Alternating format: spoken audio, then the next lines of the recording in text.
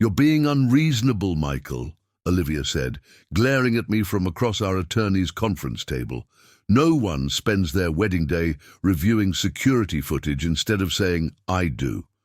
Before we jump back in, tell us where you're tuning in from, and if this story touches you, make sure you're subscribed, because tomorrow I've saved something extra special for you." My name is Michael Mitchell, 34 years old and Senior Investment Advisor at Horizon Financial Group in Lakeside Heights.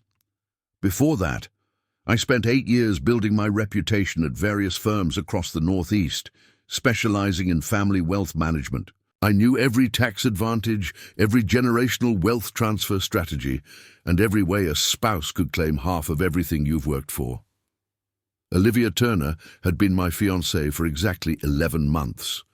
Beautiful, charming, and completely comfortable. Spending the family fortune I'd spent my career protecting, I still remember the moment everything changed. The timestamp on the hotel security footage read 2:17 a.m., less than 9 hours before our scheduled ceremony at Willow Creek Estate. My best friend Danny, my best man, stumbling into his suite with his arm around my soon-to-be wife.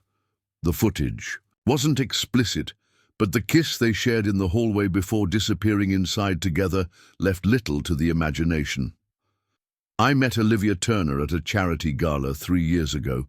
She was captivating, intelligent, ambitious, with a keen sense of social positioning that complemented my more cautious approach to our circle. She ran her own interior design firm, catering to Lakeside Heights' elite. Our courtship was a whirlwind of weekend getaways, exclusive restaurants, and plans for a future that seemed perfect. When I proposed on the private rooftop garden of the Meridian overlooking the city lights, her tears seemed genuine. "I never thought I'd find someone who understands me like you do," she had whispered.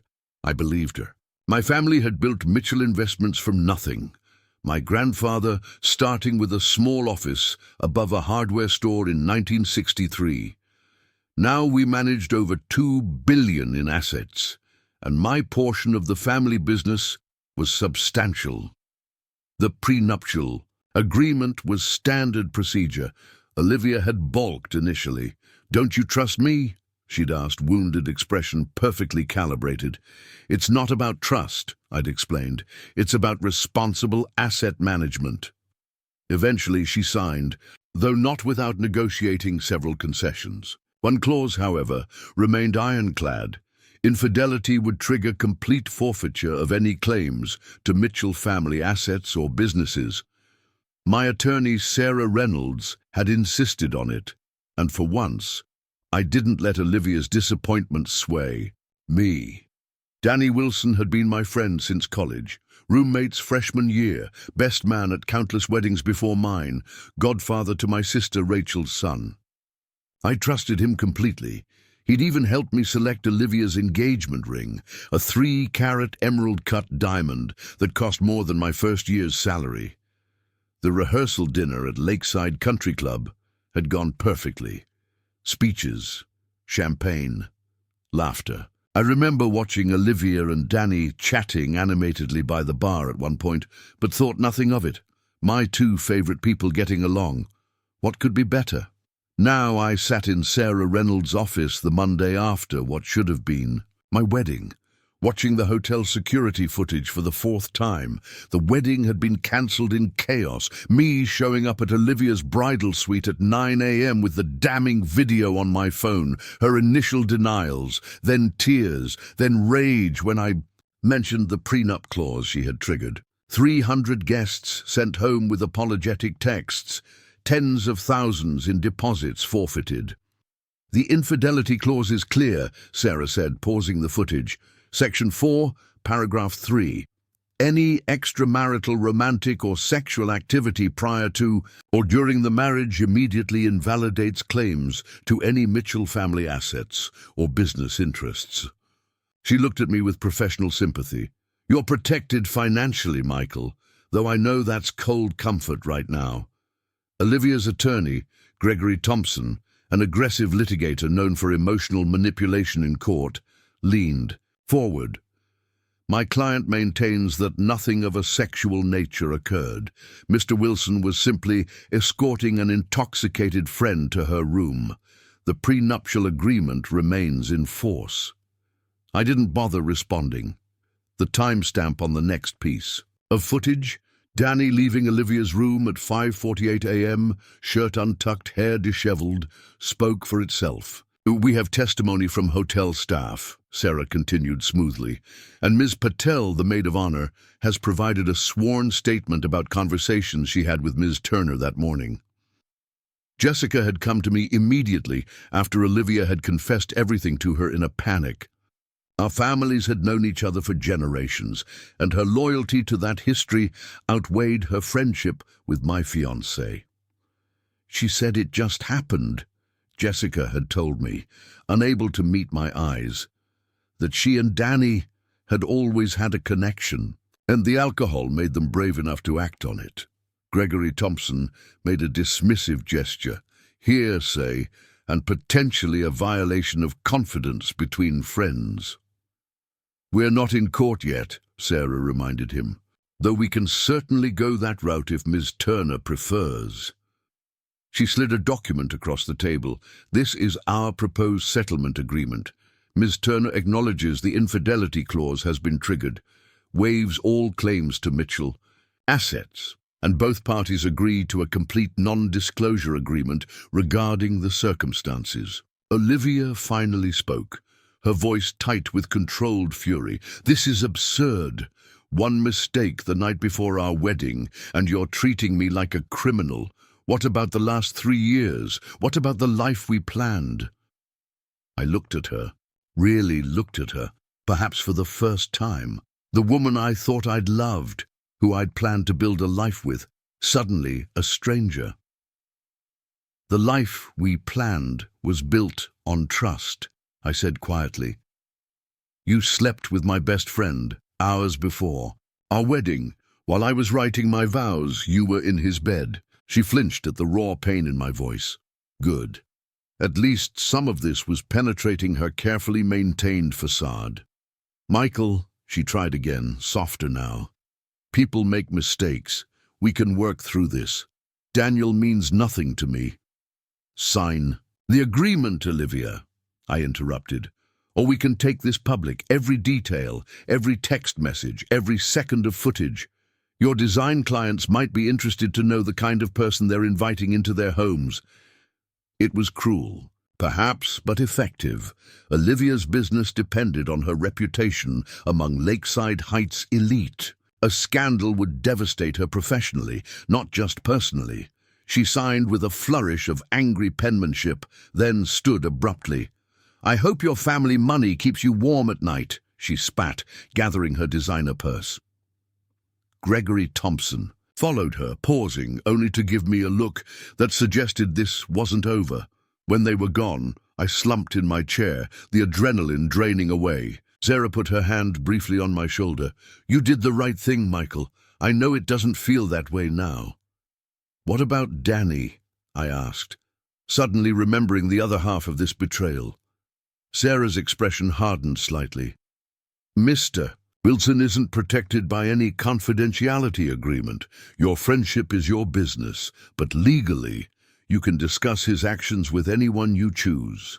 I nodded, my mind already drifting to the conversations ahead, with family, friends, colleagues, the humiliation of explaining why there was no Mrs. Mitchell after all the announcements, the engagement photos, the registry gifts currently being returned. As I left Sarah's office, my phone buzzed with a text from Danny. "We need to talk, please." I deleted it without responding. Some betrayals went beyond words. In my car, I sat for a long time staring at the Lakeside Heights skyline. The city where I'd built my life, my career, where I'd planned to raise a family with a woman who couldn't even wait until after our vows to break them. My future, once so clearly mapped out. Now, a blank page.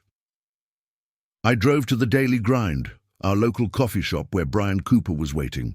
Brian had been a groomsman, a colleague at Horizon, and now perhaps my only friend I still trusted. His expression as I approached was pure concern. "How'd it go?"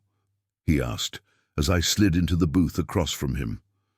"She signed," I said, accepting. The black coffee he pushed toward me. "No fight, once it was clear we had proof and witnesses." Brian nodded slowly. "And Danny?" "Preparing and narrating this story took us a lot of time, so if you are enjoying it, subscribe to our channel. It means a lot to us. Now back to the story." Radio silence, except for a text asking to talk. I took a scalding sip of coffee, welcoming the physical discomfort as a distraction from the emotional pain. Nothing he could say would matter anyway.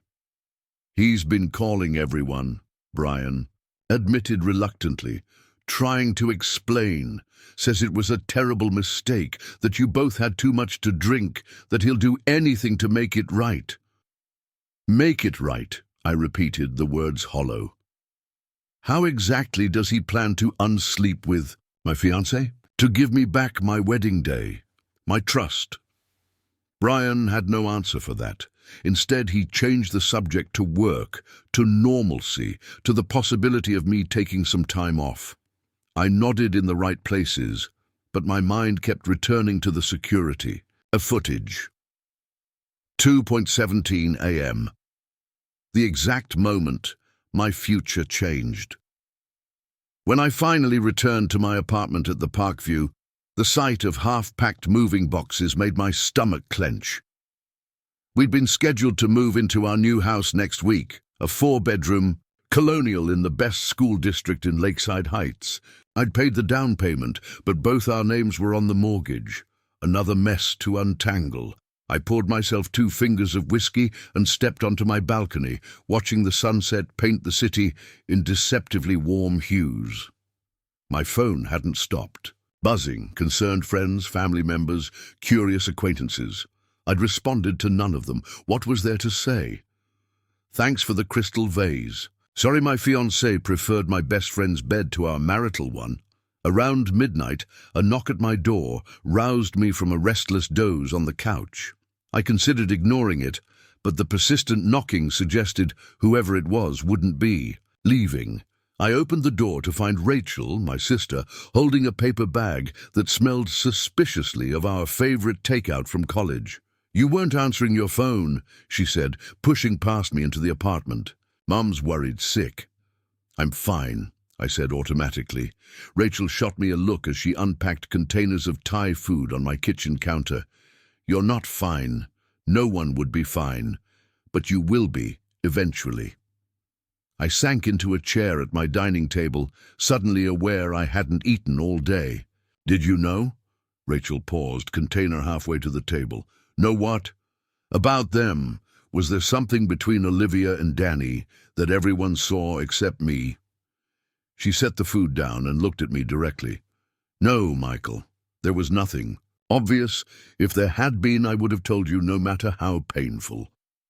She served spicy noodles onto 2 plates. "This blindsided everyone, even Jessica, and she notices everything." I nodded, relieved at least that I hadn't been the oblivious fool in public, only in private. We ate in companionable silence for a while, Rachel occasionally mentioning innocent topics: her son's soccer tournament, our parents' anniversary trip, office gossip from her law firm. Normal life continuing despite my personal earthquake. "The settlement?" she finally asked. "Done. Sarah was brilliant. Olivia signed." I twirled noodles around my fork without eating them. "The prenup held." "Good," Rachel said firmly. "At least grandfather's legacy is protected." She hesitated. "Have you thought about what you'll say when people ask?" I set down my fork. "The truth. An abbreviated version, maybe, but the truth. She cheated with Danny. The wedding was cancelled. End of story." Rachel nodded, but her expression remained troubled. "Danny's telling people it was a drunken mistake, that they both instantly regretted it, that you're overreacting." Fury rose in me so suddenly I had to grip the edge of the table. Overreacting? By not marrying a woman who couldn't keep her hands off my best friend for even one day?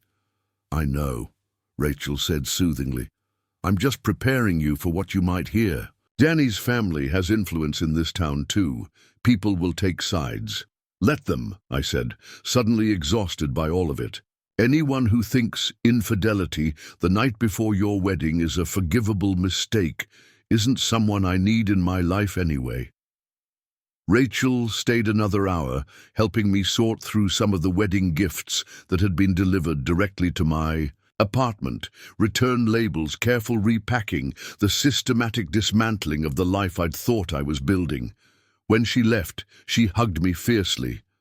"You're better than both of them," she whispered. "Don't forget that."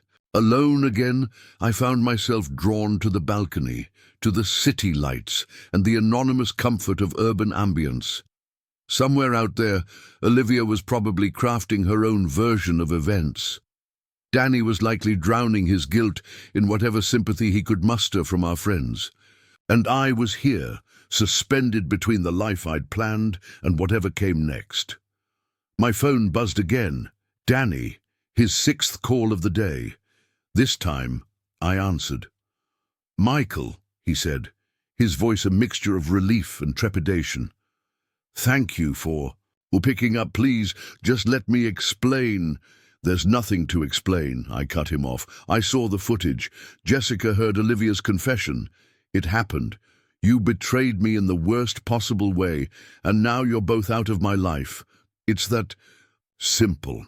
"It's not simple," he argued desperately. "It was a terrible mistake. We'd both had too much champagne, and there was always this tension between us that we never—" "Always," I interrupted, a new wave of nausea washing over me. This wasn't the first time. His silence confirmed what his words hadn't. "How long, Danny?" I demanded, my knuckles white around the phone. "Nothing physical ever happened before that night," he said quickly. "But there were moments, conversations, a connection we shouldn't have pursued." I laughed, a harsh sound with no humor in it. "A connection? How romantic. And exactly how drunk were you when you escorted her back to her room at 2:17 a.m.? Drunk enough to forget." "I existed. Drunk enough to forget 20 years of friendship." "I'm not making excuses," he said, though that was exactly what he was doing. "I just want a chance to make things right. You're my best friend, Michael. We've been through everything. Together." "Not this," I said quietly. "We haven't been through this, and we won't. We're done, Danny. Don't call me again." I ended the call and blocked his number in the same motion. Then, on impulse, I opened my social media accounts and posted a simple statement. "Due to the discovery of infidelity between Olivia Turner and Daniel Wilson the night before our wedding, the ceremony has been cancelled. I appreciate privacy and discretion during this difficult time. All gifts are being returned with my sincere thanks and apologies." It was more public than I'd planned to be, but the relief of controlling the narrative, of stating the unvarnished truth, was immediate and powerful. Within minutes, notifications began flooding in, messages of support, shocked reactions, a few mutual friends defending Danny and Olivia. I ignored them all and went to bed. The next morning, I woke to nearly 100 messages and a text from Sarah. "Bold move with the social post. Call me when you're up." I made coffee before returning her call. "Gregory Thompson reached out," she said without preamble. "Olivia believes your post violates the non-disclosure agreement." I took a sip of coffee. The NDA covered Mitchell family assets and the settlement details, not the fact of their infidelity. "Correct," Sarah confirmed, and I could hear the smile in her voice. "I've already reminded Mr. Thompson of the exact terms. He's not happy, but there's nothing he can do legally." "And unofficially," Sarah hesitated. "Unofficially, be prepared for some pushback. Olivia has her own social circle, her own version of events. This is Lakeside Heights. Reputation is currency." "I'm aware," I said. thinking of the complex social web I'd navigated since returning to my hometown after business school. But I have something more valuable than reputation. Which is the truth, I said simply. And hotel security. Footage. After hanging up with Sarah, I checked my email to find a message from Maria Gonzalez, our wedding planner. Subject line, vendor, refunds and apologies. She'd managed to negotiate partial refunds from the venue, caterer and florist due to the extraordinary circumstances. Her tact and efficiency reminded me why we'd hired her, and I sent back a grateful response, along with a generous bonus for handling the cancellations. As I was closing my laptop, a new email arrived from an unfamiliar address. The subject line made my heart stutter. What Olivia didn't tell you. I clicked it open with a sense of dread. Mr. Mitchell, we haven't met, but I work at the Meridian Hotel. I was on duty the night before your wedding and witnessed Ms. Turner and Mr. Wilson together. This wasn't the first time. They've been meeting at the hotel regularly for at least 6 months, always using cash, often using different names. I recognize them because my sister did the floral arrangements for your engagement party last year. I thought you should know the full truth. I'm sorry. The email was signed simply, A. Martinez with a phone number, 6 months, half the time we'd been engaged. While I was planning our future, selecting wedding bands, arranging for the renovation of our new home to Olivia's specifications, she had been meeting my best friend in hotel rooms. I called the number immediately. A young woman answered cautiously. This is Michael Mitchell, I said. You emailed me about Olivia Turner and Daniel Wilson. Yes, she confirmed, her voice nervous. I probably shouldn't have gotten involved, but it seemed wrong what they were doing, especially when everyone knew you were getting married. I appreciate your honesty, I said, trying to keep my voice steady. Would you be willing to provide a formal statement to my attorney, with dates, details? There was a pause. I could lose my job if the hotel found out. I understand. My attorney is very discreet, and we would only use your statement if absolutely necessary. I hesitated. I can also offer compensation for your time and any potential risk. Let me think about it, she said. It's not about money. It's about doing the right thing. After getting her full name, Alicia Martinez, and promising to have Sarah contact her, I hung up and sat in stunned silence. 6 months. The betrayal was even deeper than I'd imagined. I showered and dressed mechanically, then drove to the office for the first time since the cancelled wedding. The Horizon Financial Group offices occupied 3 floors of a glass tower. Downtown, I'd taken 2 weeks off for the wedding and honeymoon, time I now had no idea how to fill. As I walked through the lobby, conversations hushed. Eyes followed me with a mixture of sympathy and curiosity. News traveled fast in financial circles. By the time I reached my office, my assistant David was waiting with a concerned expression. Mr. Mitchell, he said, clearly uncomfortable, we weren't expecting you back so soon. Change of plans, I said with grim humor. I assume you've heard. He nodded. I'm very sorry. Your schedule has been cleared for the next 2 weeks, as requested. Should I keep it that way? I considered the alternative, 2 weeks alone in my apartment with my thoughts. No, start scheduling client meetings again, beginning tomorrow. I'd rather be working. David nodded and retreated, clearly relieved to have a concrete task. I closed my office door and stared out at the Lakeside Heights skyline. The same view I'd contemplated from my car the day before, now from 20 floors higher. The perspective change was apt. I needed distance, height, clarity. My desk phone rang, the internal line. Michael, came the voice of James Harrington, the firm's managing partner and my mentor since I'd joined Horizon. Got a minute? Minutes. Later, I was seated in James's corner office, declining his offer of bourbon despite the early hour. Nasty business, James said without preamble. Social media's buzzing. Your post was direct, bold. I shrugged. It's the truth. Truth is rarely simple in these matters, James observed, swirling his drink. Olivia's father sits on 3 boards with significant portfolios at Horizon. Ah, there it was, the business angle. Are you worried about losing his accounts? James waved dismissively. Martin Turner is a pragmatist.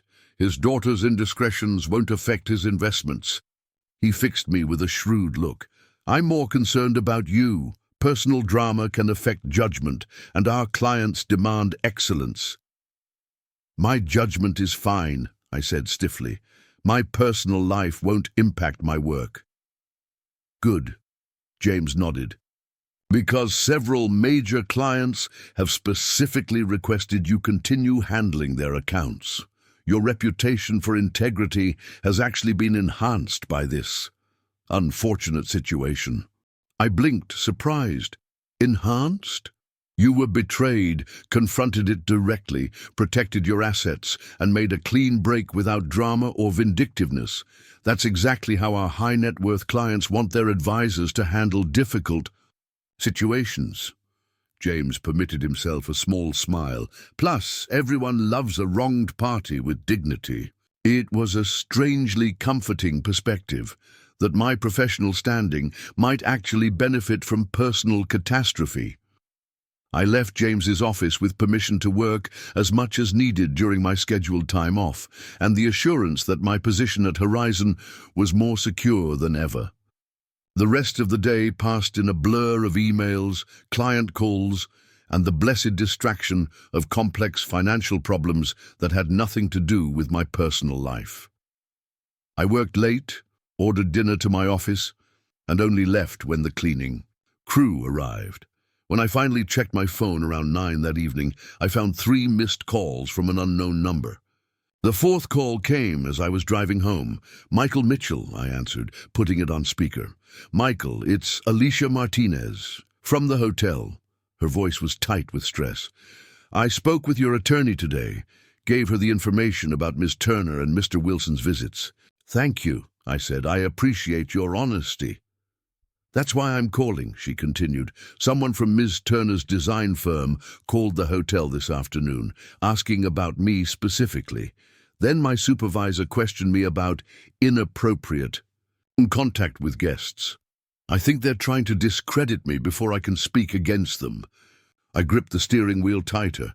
Did you tell your supervisor about our conversation? No, but I'm scared. This is my only job and I need it.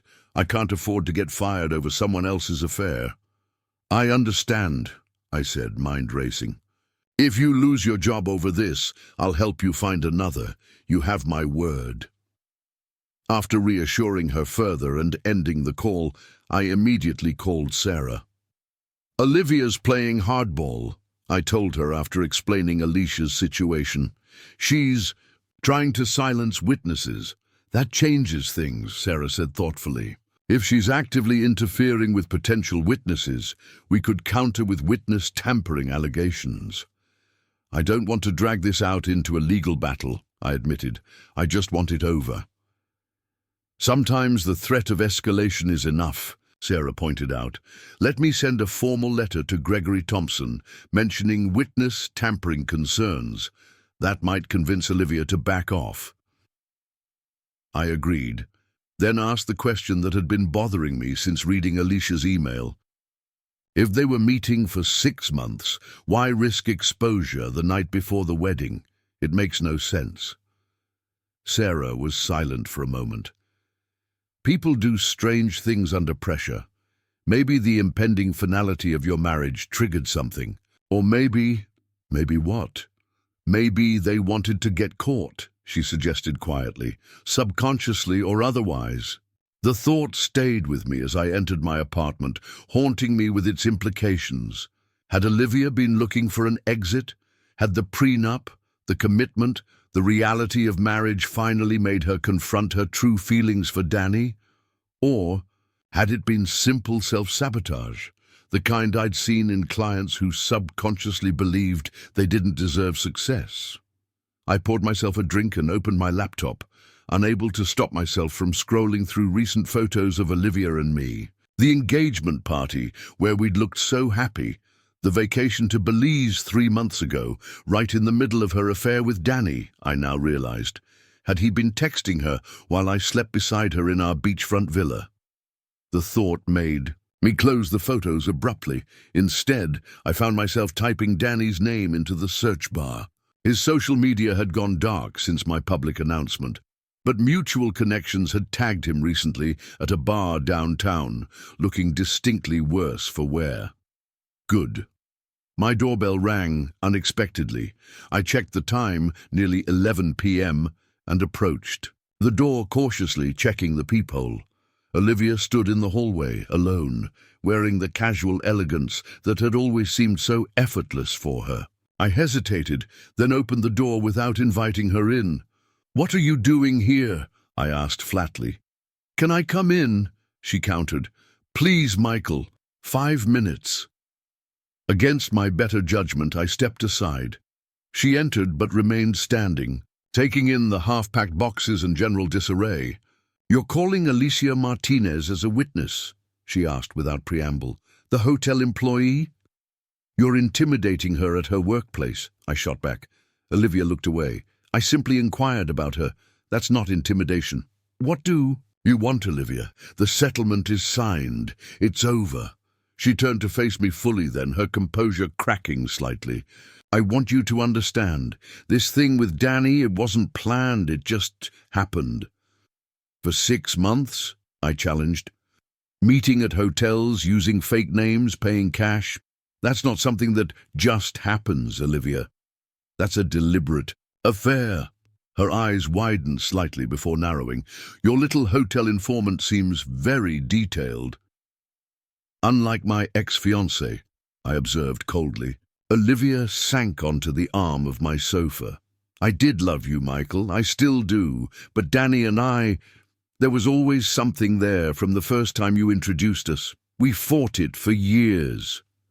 "How noble of you," I said, the sarcasm thick. "Especially the part where you accepted my proposal while apparently harboring feelings for my best friend." "I thought I could make it work with you," she insisted. "You were perfect on paper, successful, stable, from the right family. I convinced myself that what Danny and I had was just chemistry, not substance." Each word was a fresh cut. Perfect on paper. Not the passionate love I'd believed in, but a sensible choice she'd tried to settle for. "And the night before our wedding," I prompted, needing to hear it all now. "Pre-wedding jitters," she said, as if that explained everything. "Too much champagne, one last night of freedom. I don't know, Michael." "It was a mistake." "A mistake," I repeated, the word hollow. "Is that what you tell yourself to sleep at night? That betraying someone who loved you, who trusted you, who was building a life with you was just a mistake?" Olivia stood suddenly, her calm facade cracking completely. "What do you want from me? Yes, I cheated. Yes, it was with Danny. Yes, we'd been seeing each other behind your back. Is that what you need to hear?" "I need to know why," I said, my voice dropping to nearly a whisper. "Was it all a lie? Every moment?" Her expression softened slightly. "No, not every moment, but I was never sure, never certain like you were. And Danny. Danny made me feel certain."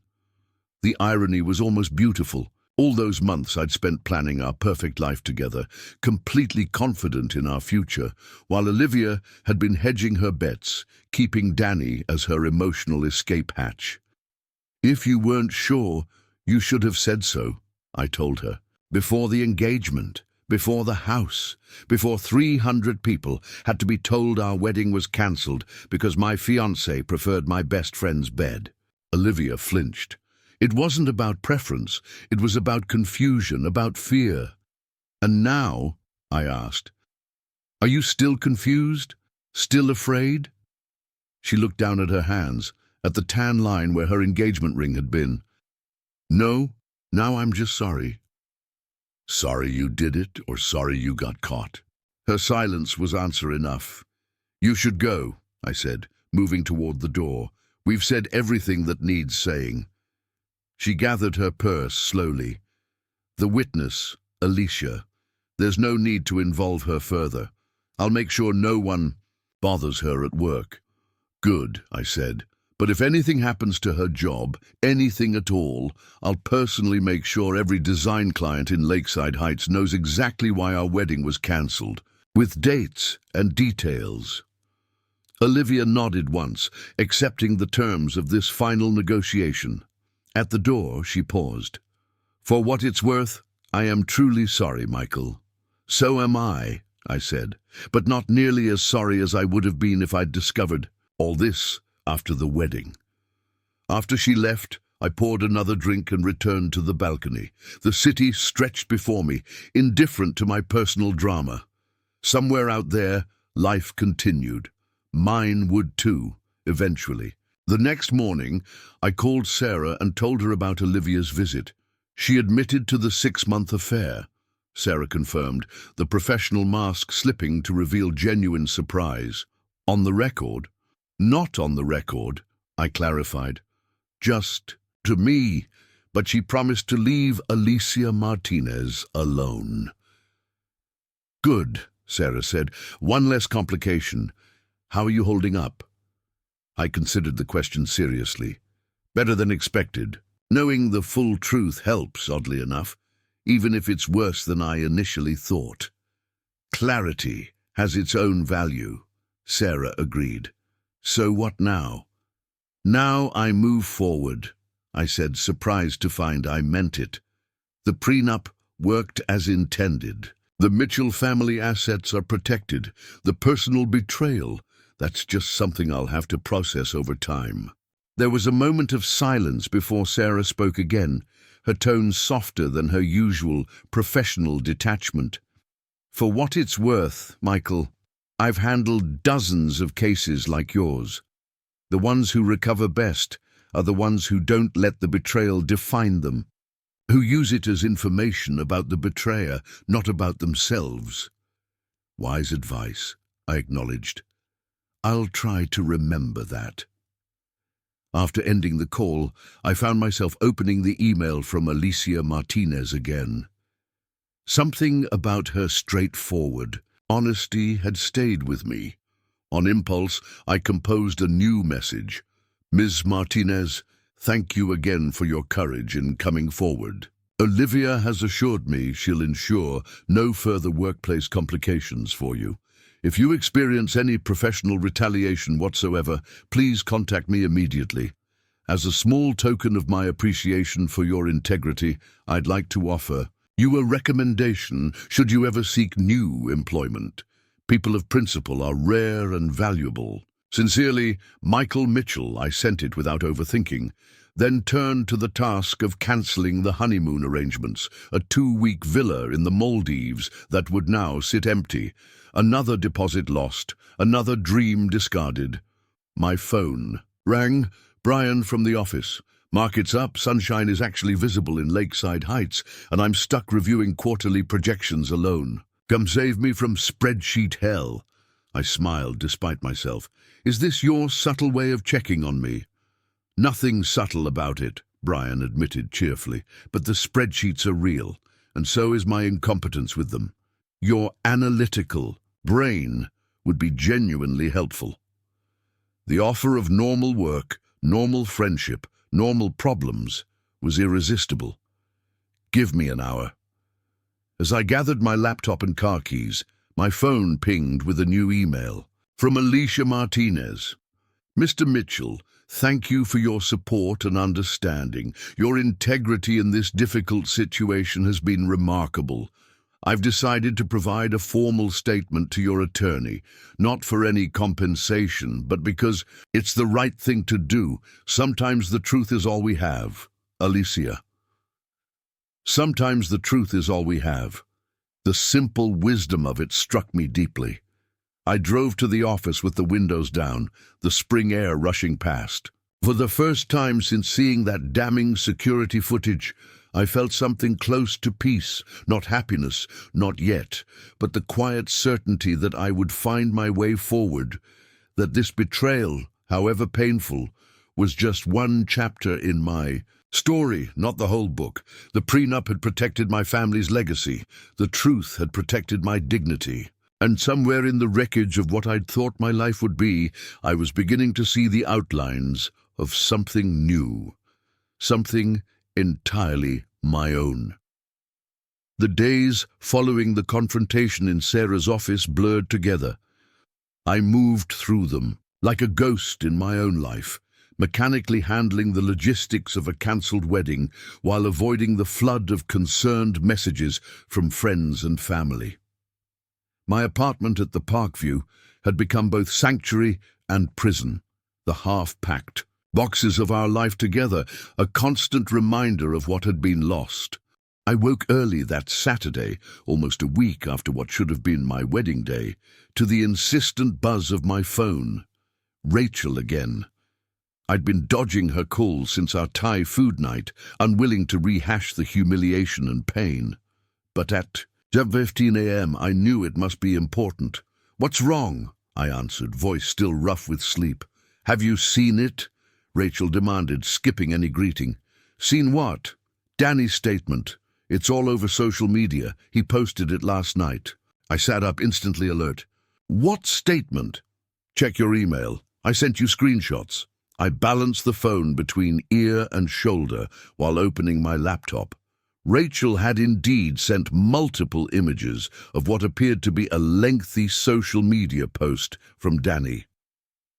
The timestamp showed 1:47 a.m., prime time for drunken confessions. "An open letter regarding recent events," the post began. My stomach tightened as I scanned the carefully crafted paragraphs.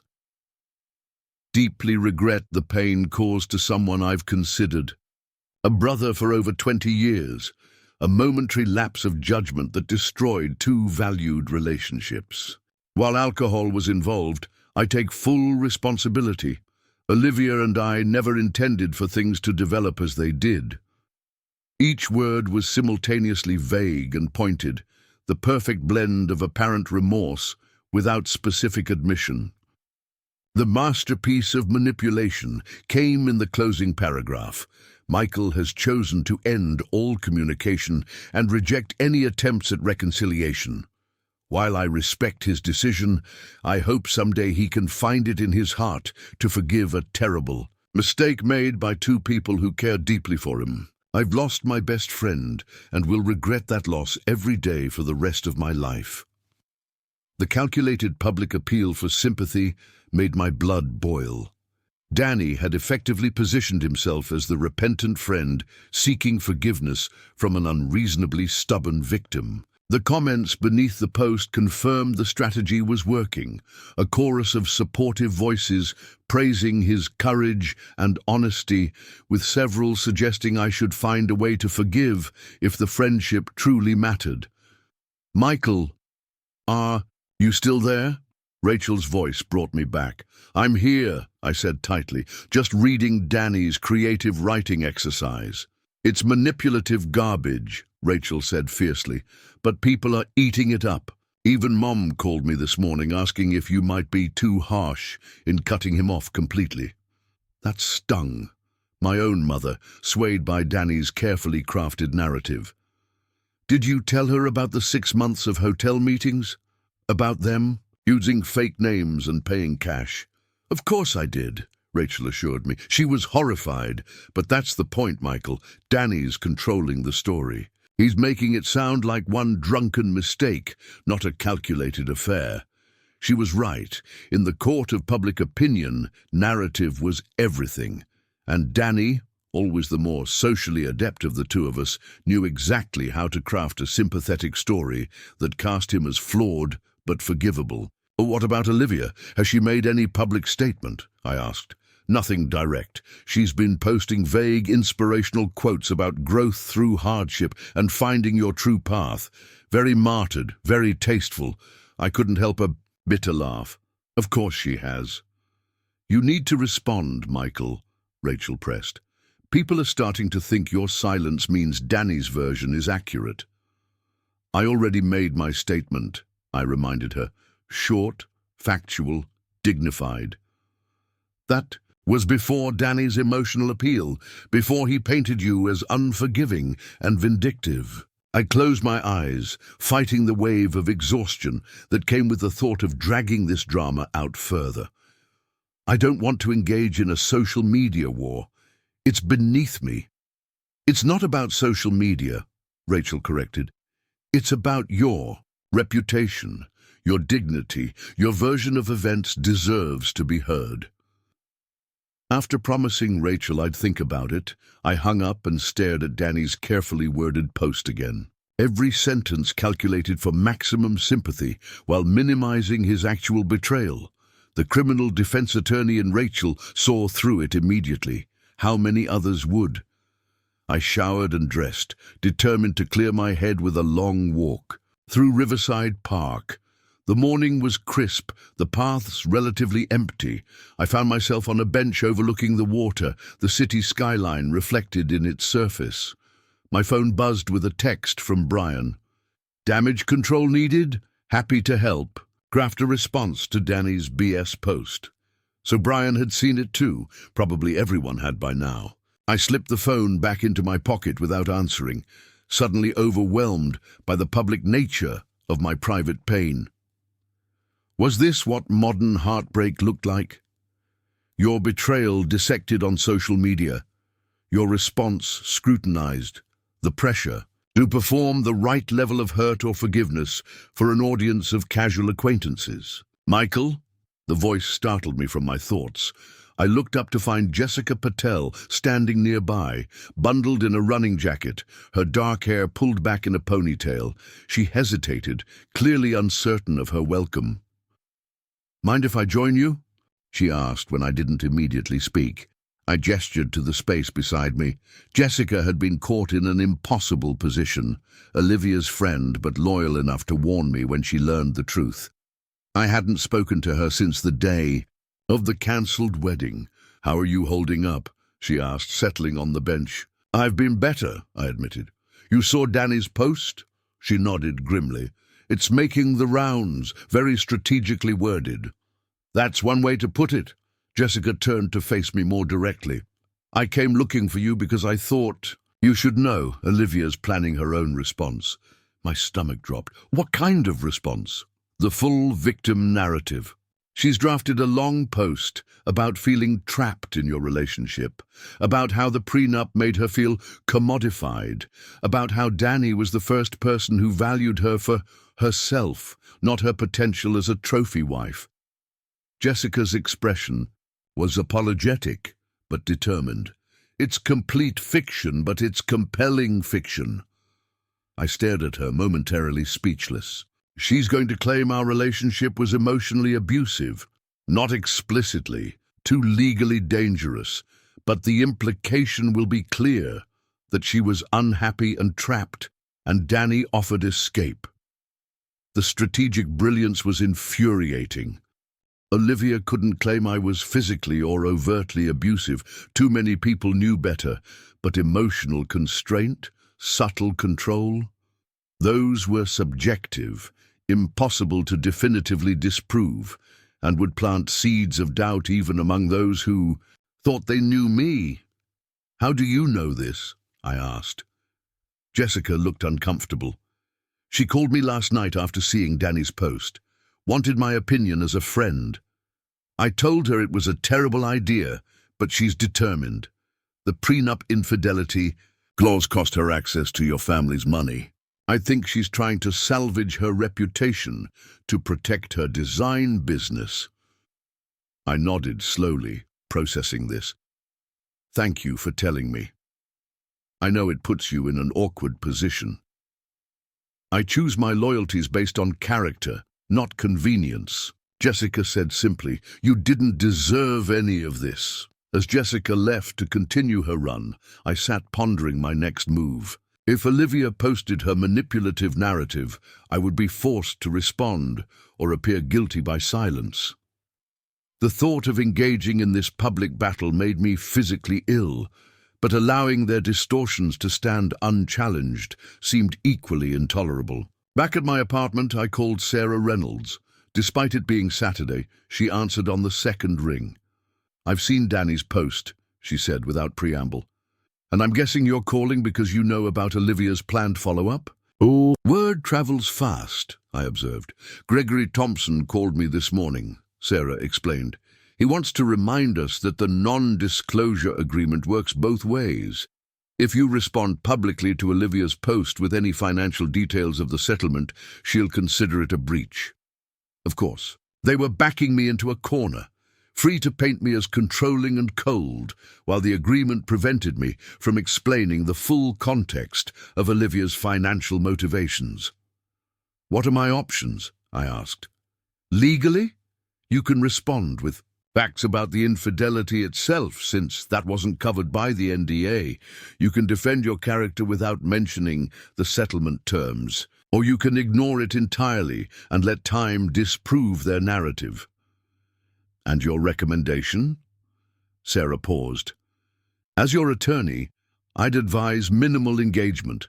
The truth will eventually emerge, and dignified silence often speaks volumes." "And as someone who's seen cases like this before?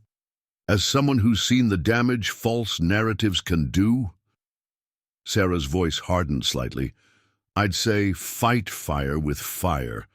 Not with emotional appeals or accusations, but with incontrovertible evidence. Make it impossible for reasonable people to believe their version." "The hotel footage," I said immediately. "It would be compelling," Sarah agreed. "But you'd need permission from the hotel to release it publicly, which they're unlikely to grant due to privacy concerns for all their guests." My mind was already moving to alternatives. What about the hotel employee's statement? Alicia Martinez confirmed they'd been meeting for months. Her signed statement is legally obtained evidence. You could reference it without violating any agreements. I thanked Sarah and ended the call, then spent the next hour drafting and redrafting a potential response. Nothing felt right. Too emotional, too defensive, too petty. I kept returning to Sarah's phrase, incontrovertible evidence. What did I actually have? The security footage that I couldn't publicly share, Alicia's statement about the long-term affair, Jessica's testimony about Olivia's confession, text messages between Olivia and me that showed no signs of her feeling. Trapped or commodified, quite the opposite. I was still deliberating when my phone rang again, an unknown number. "Michael Mitchell," I answered cautiously. "Mr. Mitchell, this is Alicia Martinez." Her voice sounded tense. "I thought, you should know I've been fired from the Meridian." I sat up straight. "What? When? This morning?" My manager called me in and said there had been complaints about my unprofessional conduct with guests. When I asked for specifics, he mentioned guests feeling observed and uncomfortable. "That's obviously retaliation," I said. Anger building. "Did they mention Olivia or Danny by name?" "No, but the timing is pretty clear. I gave my statement to your attorney yesterday evening, and I'm fired by 10 a.m. today. I remembered my promise to help if she faced repercussions." "I meant what I said before, Alicia. I'll help you find another position. Send me your resume and I'll start making calls Monday morning." "Thank you," she said, sounding slightly relieved. "But there's something else. When I was clearing out my locker, I checked my work email. The hotel keeps automatic backups of the security footage for 60 days before archiving. There are still copies of all the times Ms. Turner and Mr. Wilson came to the hotel. My pulse quickened, including dates and timestamps. Everything, and guest records showing the fake names they used to check in.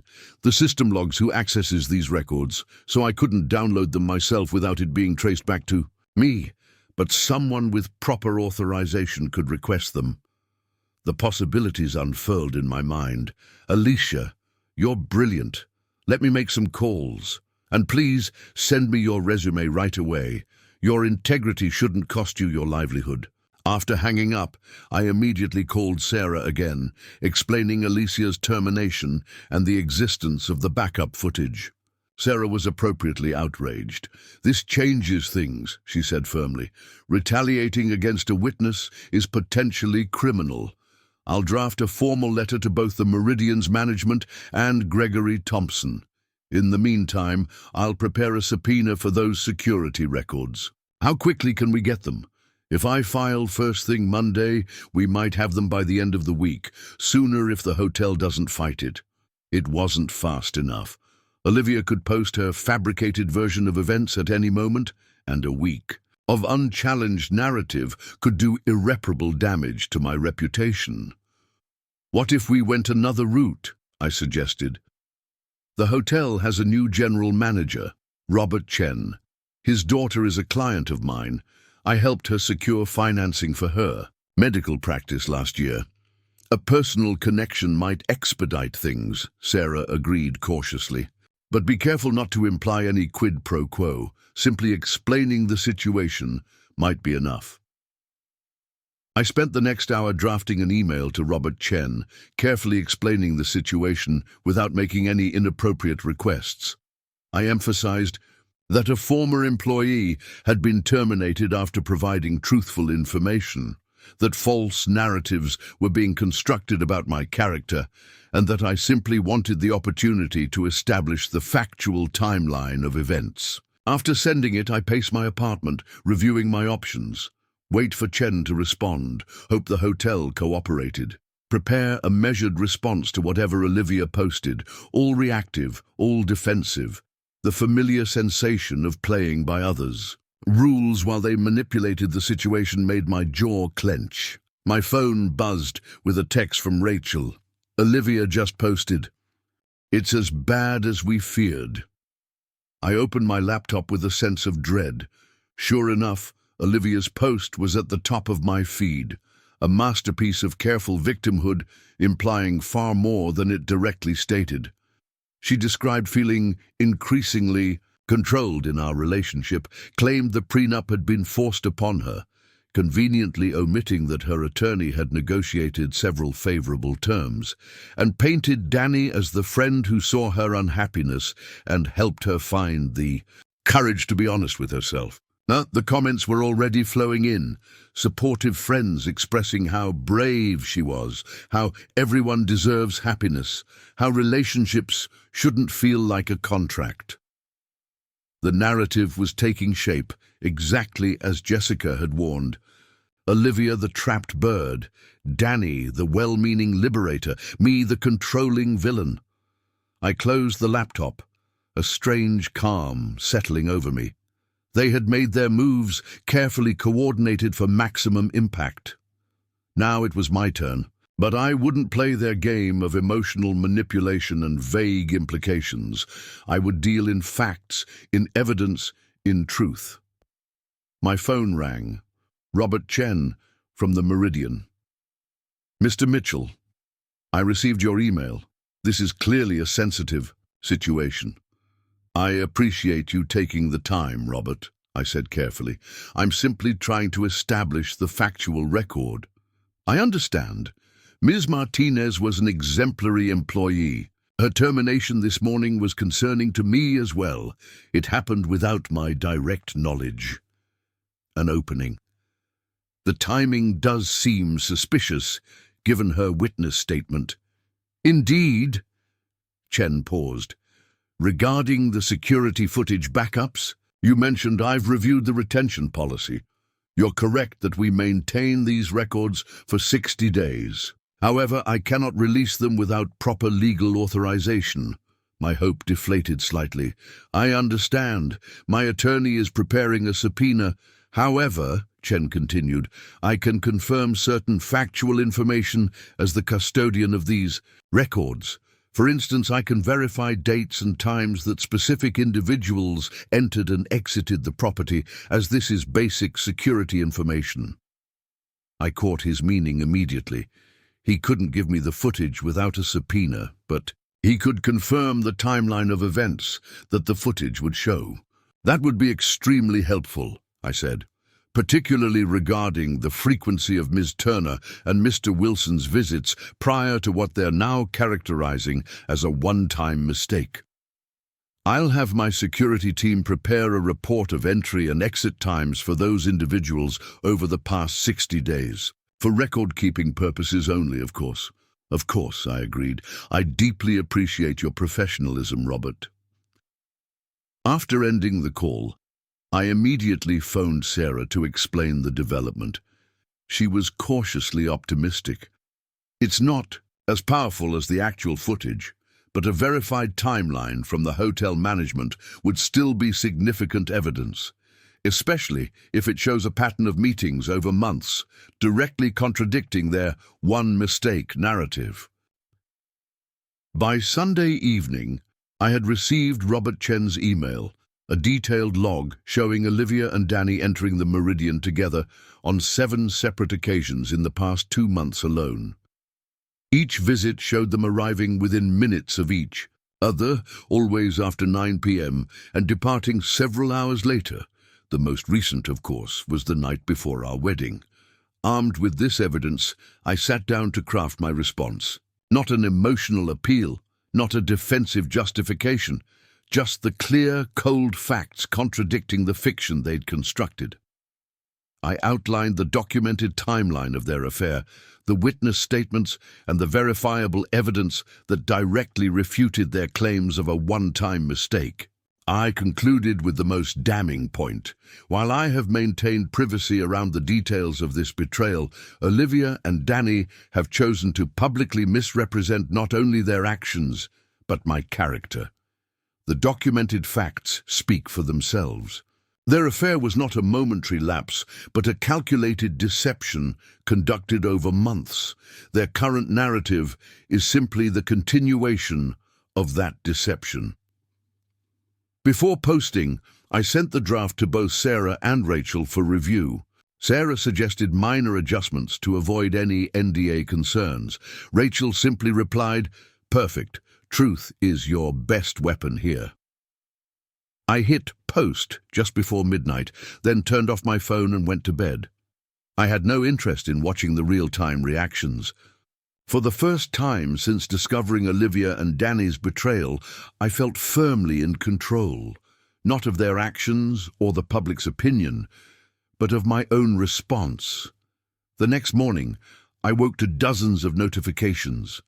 My post had been shared hundreds of times overnight, with comments ranging from shocked support to grudging acknowledgement from those who had initially believed Danny and Olivia's version. Several mutual friends had publicly apologized for questioning my decision to cut ties completely. The most significant development came from Jessica, who had forwarded an email exchange between herself and Olivia from 2 months ago. In it, Olivia casually mentioned meeting Dee for drinks and needing to create a believable excuse for Michael.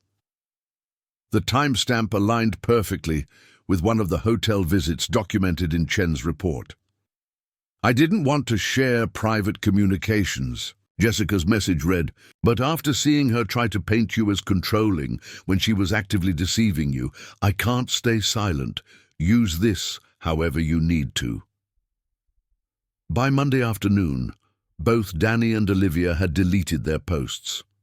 The narrative they had so carefully constructed had collapsed under the weight of verifiable evidence. Several clients had withdrawn projects from Olivia's design firm. Danny's law partners had called an emergency meeting to discuss the potential reputation damage to their practice. The tide had turned. But as I sat in my office at Horizon, watching the fallout unfold, I felt no triumph, no vindication, only a hollow certainty that the relationships I had valued most had been built on foundations of sand, and a growing determination that whatever I built next would stand on firmer ground. That evening, as I was leaving the office, my phone rang. Alicia Martinez. "Mr. Mitchell, I wanted to thank you for keeping your word. I received calls from 3 different hotels today about potential positions." "You deserve it," I said sincerely. "Your integrity made all the difference." "I've accepted a position with the Carlton," she told me. "Better pay, better hours. Sometimes standing up for the truth actually works out." "Sometimes standing up for the truth actually works out." Her words echoed my thoughts from earlier. Not always, not easily, but sometimes. It was enough to keep moving forward. As I drove home, I realized I hadn't thought about the prenup all day. The financial protection it had provided was important, certainly, but secondary to the protection of truth, of knowing who people really were, of seeing clearly despite their attempts to obscure and manipulate. The prenup had saved my family assets. The truth had saved something far more valuable. My sense of self, my understanding of what had really happened, my ability to move forward without doubting my own judgment. Both were forms of protection I hadn't known I would need, but now couldn't imagine having survived without. 2 weeks after exposing Danny and Olivia's fabricated narrative, I found myself in Sarah Reynolds' office again, reviewing the latest developments. The initial media frenzy had died down, but the aftermath continued to unfold in unexpected ways. Sarah had arranged the conference room with meticulous attention to detail. Legal documents arranged in precise stacks, a silver carafe of coffee, and the subtle confidence that had made her Lakeside Heights' most sought-after family attorney. "The hotel has formally apologized to Alicia Martinez," Sarah reported, sliding a letter across the polished table. "They're offering 6 months severance pay and a retraction of her termination. Apparently, several other employees threatened to quit after learning the circumstances." "Is she going to accept?" I asked, scanning the carefully worded corporate apology. "She's declined to return to the Meridian. The Carlton position is a significant promotion, and she's already started." More, Sarah allowed herself a small smile. "But she's considering accepting the severance as compensation for wrongful termination." I nodded, pleased that at least one person in this mess had landed on her feet. "And the legal situation with Olivia?" Sarah's expression turned more serious. "That's actually why I asked you to come in today. Gregory Thompson reached out yesterday. Olivia wants to meet with you, privately." My immediate instinct was refusal. What could possibly be gained from another conversation with Olivia? The settlement was final, the public narrative corrected, the relationship irrevocably broken. "Why?" I asked simply. He wouldn't say specifically, only that it concerns matters of mutual interest not covered by the existing agreement. Sarah's tone made it clear she found the vagueness suspicious. "You're under no obligation to meet with her." I drummed my fingers on the arm of my chair, considering. "Do you think it's another attempt at manipulation?" "Possibly," Sarah admitted, "or damage control. Her design business has suffered since the truth came out. 3 major clients have cancelled projects in the past week alone." That wasn't particularly surprising. Lakeside Heights' elite social circles valued loyalty and discretion. A designer who had betrayed her fiancé with his best friend, then attempted to manipulate public opinion with false accusations, wasn't someone you wanted knowing your household secrets or having extended access to your home. "If I agree to meet, what are the ground rules?" I asked, still undecided. Sarah reached for another document. "I've drafted these. The meeting would be held on neutral ground, not her office, not yours. No attorneys present, but full documentation of anything discussed, no recording devices, and a clear understanding that nothing said changes the existing settlement." I reviewed the proposed terms. They were comprehensive and protective, as I'd expect from Sarah. Still, something about the request nagged at me. "What's your gut feeling about this?" I asked her. Sarah considered the question carefully. "My professional opinion is that there's little upside for you. The settlement is solid. The public record has been corrected. Meeting with her creates an opportunity for new complications." "But," I prompted, sensing her hesitation. "But," she acknowledged, "sometimes closure has value beyond the legal considerations. If there are unanswered questions that are preventing you from moving forward, this might be an opportunity to address them." I thought about that. Did I have unanswered questions? The timeline of the affair was clear. The motivations were as transparent as such things ever are. Attraction, opportunity, selfishness. What else needed explanation? "I'll think about it," I told Sarah, gathering my things to leave. "If I decide to meet with her, we'll use your ground rules." "One more thing," Sarah said as I stood. "I received a call from Jason Winters at First National Bank. Apparently you've been recommended for their investment committee." This was unexpected. First National was Lakeside Heights' oldest and most prestigious financial institution. Their investment committee oversaw the bank's significant portfolio and made recommendations that influenced regional financial trends. It was typically composed of senior advisors with decades of experience, not 34-year-old investment managers, no matter how successful.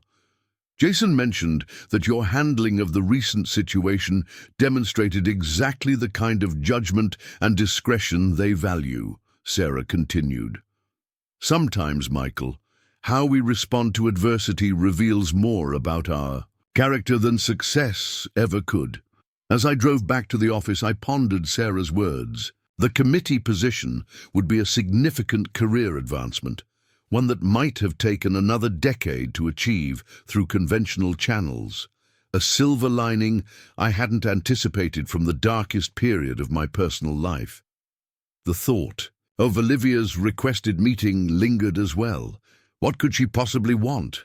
More importantly, what did I want from such an encounter? Closure seemed like an overly simplistic answer.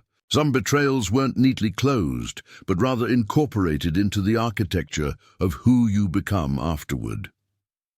At Horizon Financial, I found James Harrington waiting in my office.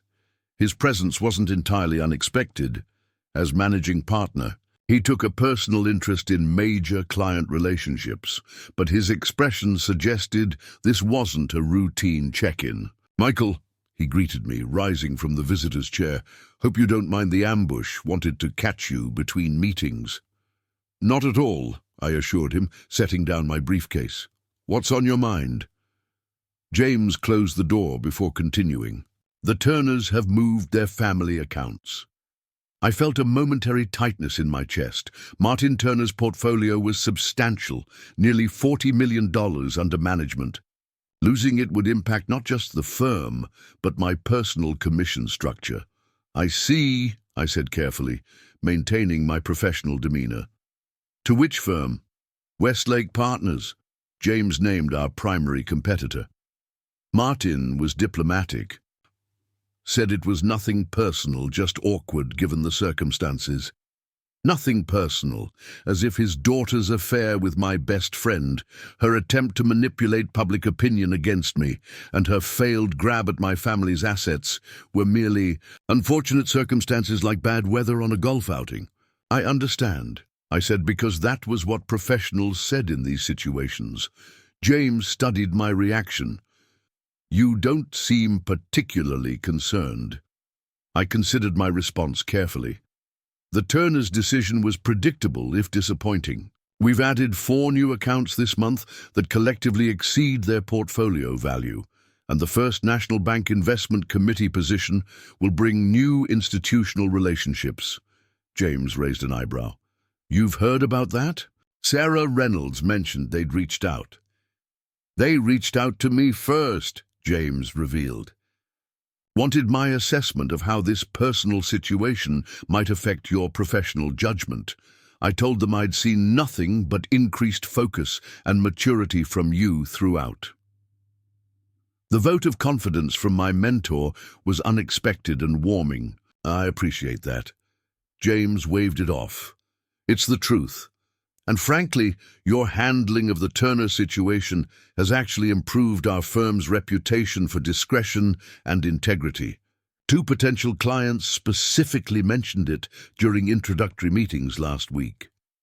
After James left, I found myself staring out my office window at the Lakeside Heights skyline. The financial implications of the broken engagement continued. to ripple outward in complex patterns, lost accounts balanced against new opportunities, professional respect emerging from personal disaster. My assistant knocked gently, then entered with my afternoon schedule. "Mr. Mitchell, you asked me to remind you about dinner with your sister tonight. Also, Mr. Wilson called again. That's the 4th time this week." "Thank you, David. Did he leave a message?" "Just that it's urgent he speak with you. Something about making things right."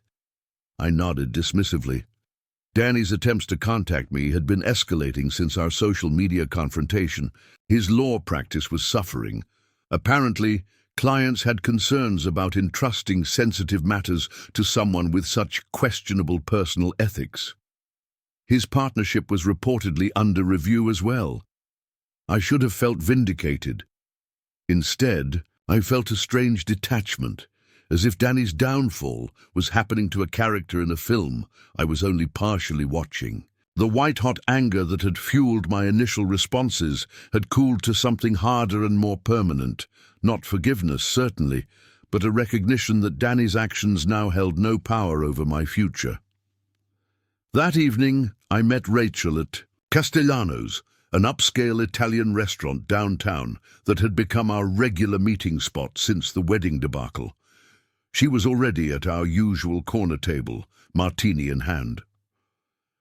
"You look better," she observed as I sat down. "Less like you. Might spontaneously combust at any moment." "Thanks, I think." I signaled the waiter for my usual Macallan neat. "Sarah says Olivia wants to meet." Rachel's eyebrows shot up. "For what possible reason?" "Unclear. Matters of mutual interest not covered by the existing agreement," according to her attorney. "That sounds ominous," Rachel commented. "Are you going to do it?" The waiter arrived with my drink, giving me a moment to consider. "I haven't decided. Part of me says there's nothing to gain. The other part wonders if I'll always have questions if I don't hear what she has to say." Rachel stirred her martini thoughtfully. "Closure is overrated. Sometimes the cleanest break is just walking away." Says the woman who still argues with her ex-husband 3 years after their divorce, I pointed out. Exactly my point. Every conversation with Mark reopens old wounds. We would have healed faster with complete separation. She leaned forward. "But you're not me, and Olivia isn't Mark. What are you hoping to get from this meeting?" It was the same question I'd been asking myself all day. Honestly, I don't know. Maybe I want to look her in the eye one more time and see if the person I thought I knew was ever real at all. Rachel nodded slowly. "That's valid. Just be prepared for the possibility that you won't like the answer." After dinner, I drove to the new house, the 4-bedroom colonial Olivia and I had purchased together. I hadn't been back since the ECE day after the cancelled wedding, when I'd instructed the real estate attorney to begin the process of removing her name from the deed. Now, with the legal transfer complete and the settlement finalized, it was officially mine alone. The house stood dark and empty, construction half finished according to Olivia's elaborate design plans. I unlocked the front door and stepped into what should have been our future home. The entryway was stacked with sample boards and material, swatches, the living room outlined in painter's tape where custom built-ins were planned. Every detail reflected Olivia's vision, a vision that now felt as hollow as the unfinished rooms. I wandered through the space, mentally cataloguing what would stay and what would be changed. The kitchen renovation had been completed. Olivia had prioritized it, insisting we needed it finished before moving in. Now the custom cabinets and imported marble countertops felt like monuments to someone else's dream. My phone buzzed with a text from an unknown number. I opened it to find a message from Danny. "Please call me. This has gone too far. We need to talk. I'm losing the partnership over this." I deleted the message without responding. Danny's partnership concerns were not my problem, his choices, his consequences. As I continued through the house, I realized I didn't want to live here. Despite the significant investment, despite now owning it outright, every room held the ghost of plans made with Olivia. This wasn't a fresh start, but a constant reminder of betrayal. Back in my car, I called my real estate agent, Marcus Lee. Despite the late hour, he answered immediately. "Michael, good to hear from you. How's the house coming along?" "I want to sell it," I said without preamble. "As soon as possible." There was a brief pause. "Are you sure? The market's softened a bit since you purchased. You might take a loss." "I'm aware. List it anyway. And Marcus, I want you to find me something completely different. Modern, downtown, preferably a high-rise. Something with no connection to my previous plans." "I understand," Marcus said, his tone shifting from surprise to professional efficiency. "I've got a few properties that might work. One just came on the market yesterday, penthouse at the Archer. Still under construction, but the developer might allow customization at this stage." "Send me the details tomorrow," I instructed him, "and list the Colonial by the end of the week." After hanging up, I felt lighter than I had in weeks. The decision to sell represented more than a real estate transaction. It was a concrete step toward building a life defined by my choices alone, unburdened by the remnants of Olivia's influence. The next morning, I arrived at Sarah's office earlier than our scheduled appointment. Her assistant showed me in immediately. "I've decided to meet with Olivia," I announced without preamble. "Using your ground rules, but I want to add one condition." Sarah looked up from her desk, curious. "Which is?" "The meeting happens at the new house. The one we bought together." Sarah considered this. "That's technically your property now. Any specific reason for that location?" "I'm selling it," I explained. "I want her to see that I'm dismantling every aspect of the future we planned, that nothing she helped design remains in my life." Sarah nodded slowly. "It sends a message, but are you sure it's a productive one?" "It's an honest one," I countered. "And honesty seems in short supply throughout this situation." Sarah didn't argue further, instead making a note in her file. "I'll communicate the location to Gregory Thompson. When would you like this to happen?" "Friday afternoon. I'm meeting the real estate agent there at 4 ADARS to sign the listing agreement. She can come at 3 DRAW. With that decided, I headed to the office, diving into work with renewed focus. The First National Bank Investment Committee had formally extended their invitation, and I spent the morning reviewing their current portfolio structure in preparation for my first meeting the following week. Around noon, Brian appeared in my doorway. "Lunch? I've got information." We walked to a small sushi restaurant 2 blocks from Horizon. Once seated, Brian leaned forward, lowering his voice despite the relative privacy of our corner table. "Danny's been placed on indefinite leave from his firm," he revealed. "It's not public yet, but they're preparing a statement. Too many clients. Requesting new representation." I absorbed this without visible reaction. "And this matters to me because—" Brian looked surprised at my detachment. "I thought you'd want to know. The guy's career is imploding. I don't take pleasure in his professional difficulties," I said carefully, "but I also don't feel responsible for them. His choices created this situation, not mine." "Fair enough," Brian conceded. "I just thought, well, you were friends for 20 years, despite everything." "That's exactly why this can't be fixed," I pointed out. 20 years of friendship means he knew exactly what he was destroying. He made that calculation and decided Olivia was worth it. Brian nodded slowly. "I get it, I do. Just seems like a waste of a lifetime friendship." "The friendship ended the moment he took Olivia back to his room," I said firmly. "Everything since has just been acknowledging that reality." We changed the subject after that, discussing Brian's upcoming vacation and a potential new client I'd been cultivating, but his words lingered with me throughout the day. A waste of a lifetime friendship. as if the loss were a mutual decision rather than the direct consequence of betrayal. By Friday afternoon, I had mentally prepared myself for the meeting with Olivia. I arrived at the house early, taking time to walk through each room once more. The space felt different now that I'd decided to sell it.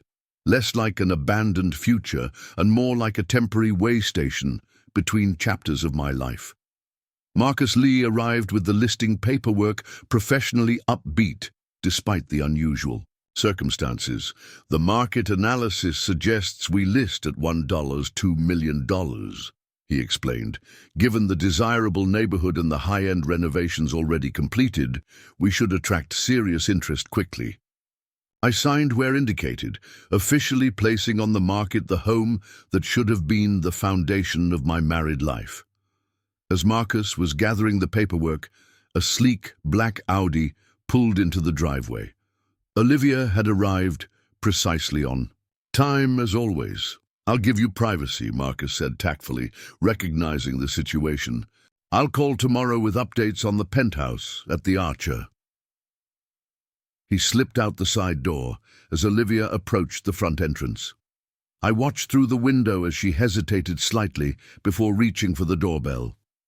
Even from a distance, I could see the careful composition of her appearance.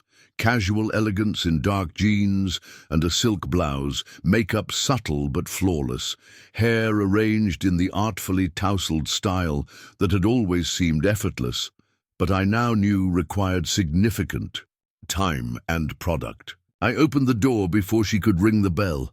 For a moment we simply looked at each other, this woman I had planned to spend my life with, now a familiar stranger. "Michael," she said finally, her voice carefully modulated, "thank you for agreeing to meet." "Let's not pretend this is a social call," I replied, stepping aside to allow her entry. "You requested this meeting. I'm curious why."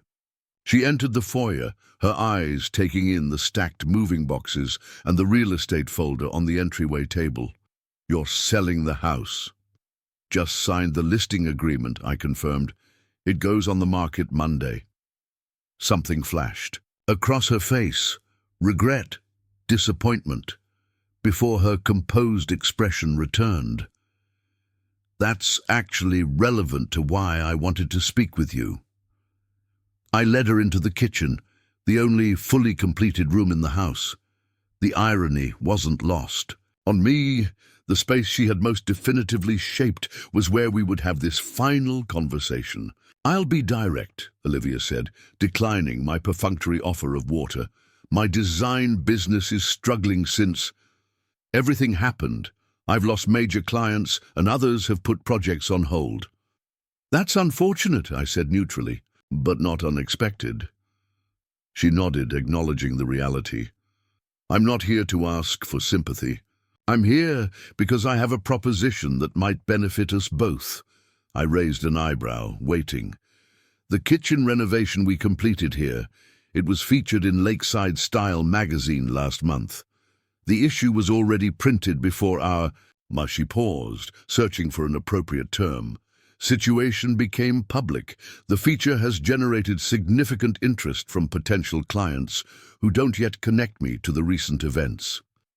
I began to see where this was heading, and you want to leverage that interest before they make the connection. "Yes," she admitted. "I need to showcase this project to several key potential clients next week. It's my best work, and potentially the difference between salvaging my business and watching it collapse completely." The request was bold. I had to give her that. "You want permission to bring strangers through a house I'm selling to advance your design business after everything that's happened." "I know how it sounds," she said, maintaining eye contact, "but this isn't just about me. A favorable selling price for this house benefits you financially. Having it recognized as an award-winning design increases its market value." She wasn't wrong. The Lakeside Style feature had already generated calls to my real estate agent, according to Marcus. The kitchen design was objectively exceptional, regardless of my personal feelings about its designer. "What exactly are you proposing?" I asked, curious despite myself. 3 client meetings, 2 hours each, scheduled around your convenience. And the real estate showings. I handle everything: transportation, supervision, security. The house sells faster and at a higher price. I potentially save my business. We both benefit without having to interact further. The practical logic was sound, divorced from the emotional complications. It was exactly the kind of pragmatic solution Olivia excelled at crafting. "Why should I help you salvage your business?" I asked directly. "After the public narrative you attempted to create about me?" Olivia didn't flinch from the question. "Because, despite everything, you're not vindictive by nature, because financially it makes sense for both of us, and because it provides a clean conclusion to our entanglement." Clean conclusion, as if our 3-year relationship and near marriage could be summarized so clinically. Yet there was something appropriate about it, a business arrangement, to conclude what had ultimately revealed itself to be a business arrangement all along. "I'll consider it," I said finally. "I'll let you know my decision by Monday." Olivia nodded, clearly having expected neither immediate agreement nor outright refusal. She stood to leave, then hesitated. "The house is beautiful, Michael, even unfinished. We did create something worthwhile here, regardless of how it ended." I looked around at the kitchen, at the precise detailing and thoughtful design that reflected hundreds of conversations about how we would live and entertain in this space. "The house is beautiful," I agreed, "but it's not ours. It never really was." As she walked toward the door, Olivia paused once more. "For what it's worth, I am sorry. Not just for the consequences, but for the betrayal itself. You deserved better." It was, perhaps, the most genuine thing she'd said since our relationship imploded.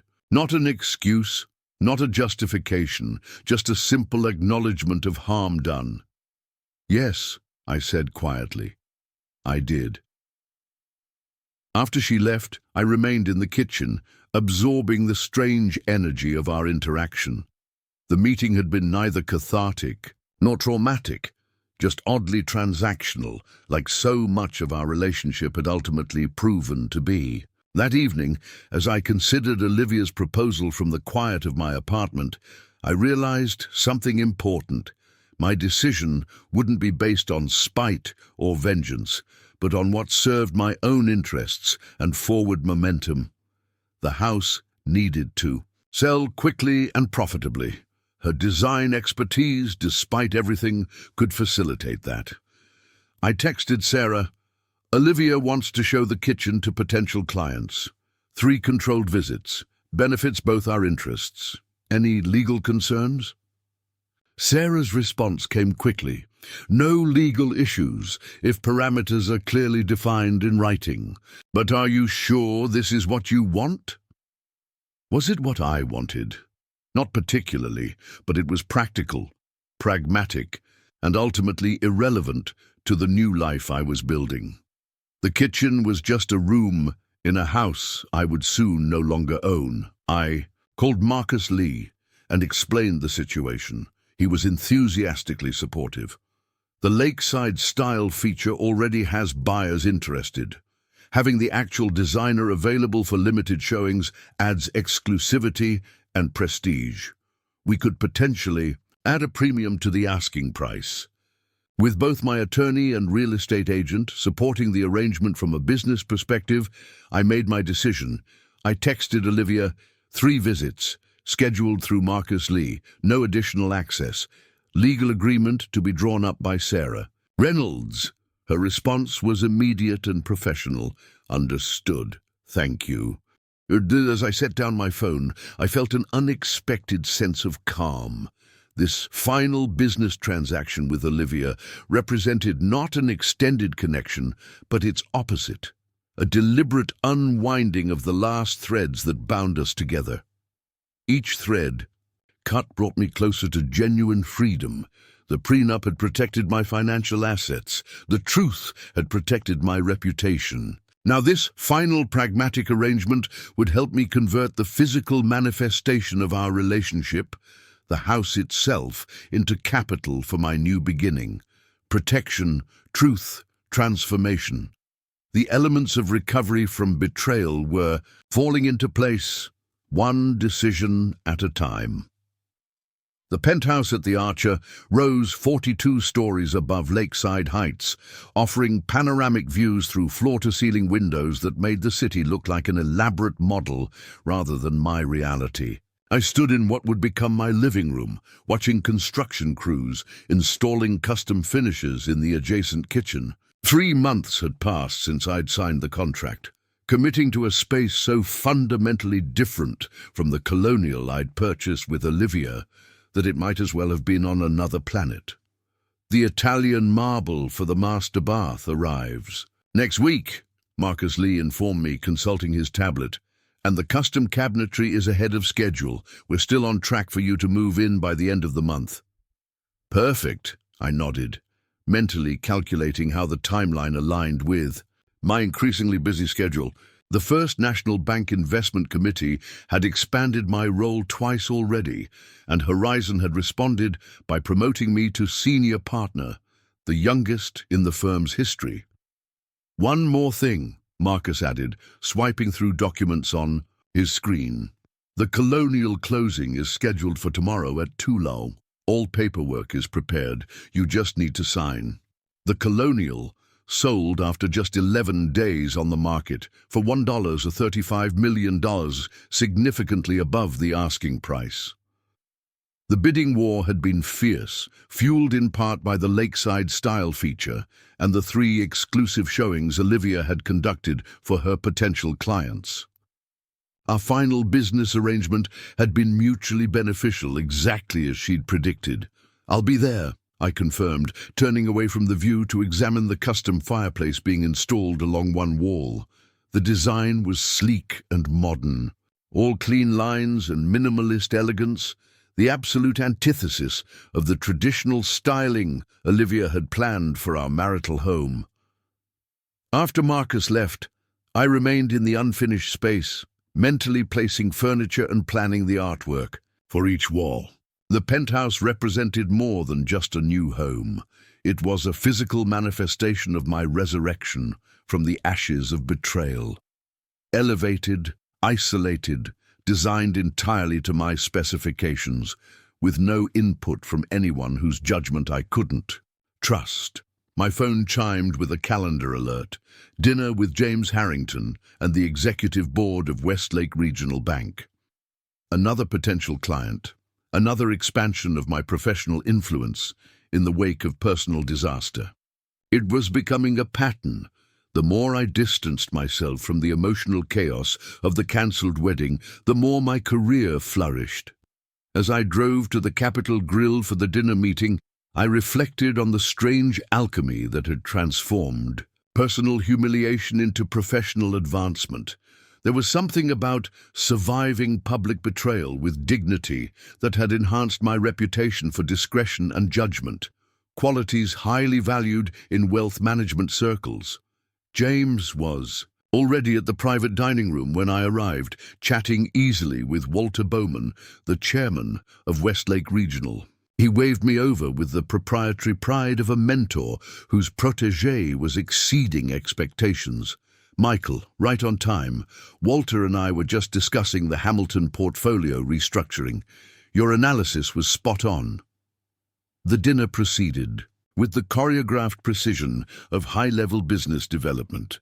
Wine was poured, pleasantries exchanged, subtle assessments made on both sides. I presented our firm's approach to regional banking investment strategy, emphasizing conservative growth balanced with strategic innovation.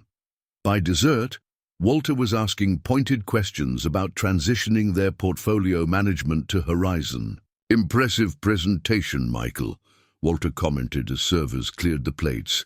James tells me you've had quite the year, professionally and personally. I met his gaze directly, recognizing the implicit question.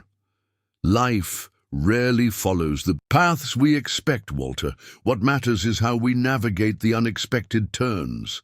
He nodded appreciatively. "Well said. And how you've handled your situation speaks volumes about your character. In banking, trust is our foundation." "I couldn't agree more," I replied, neither avoiding the reference to my broken engagement nor dwelling on it.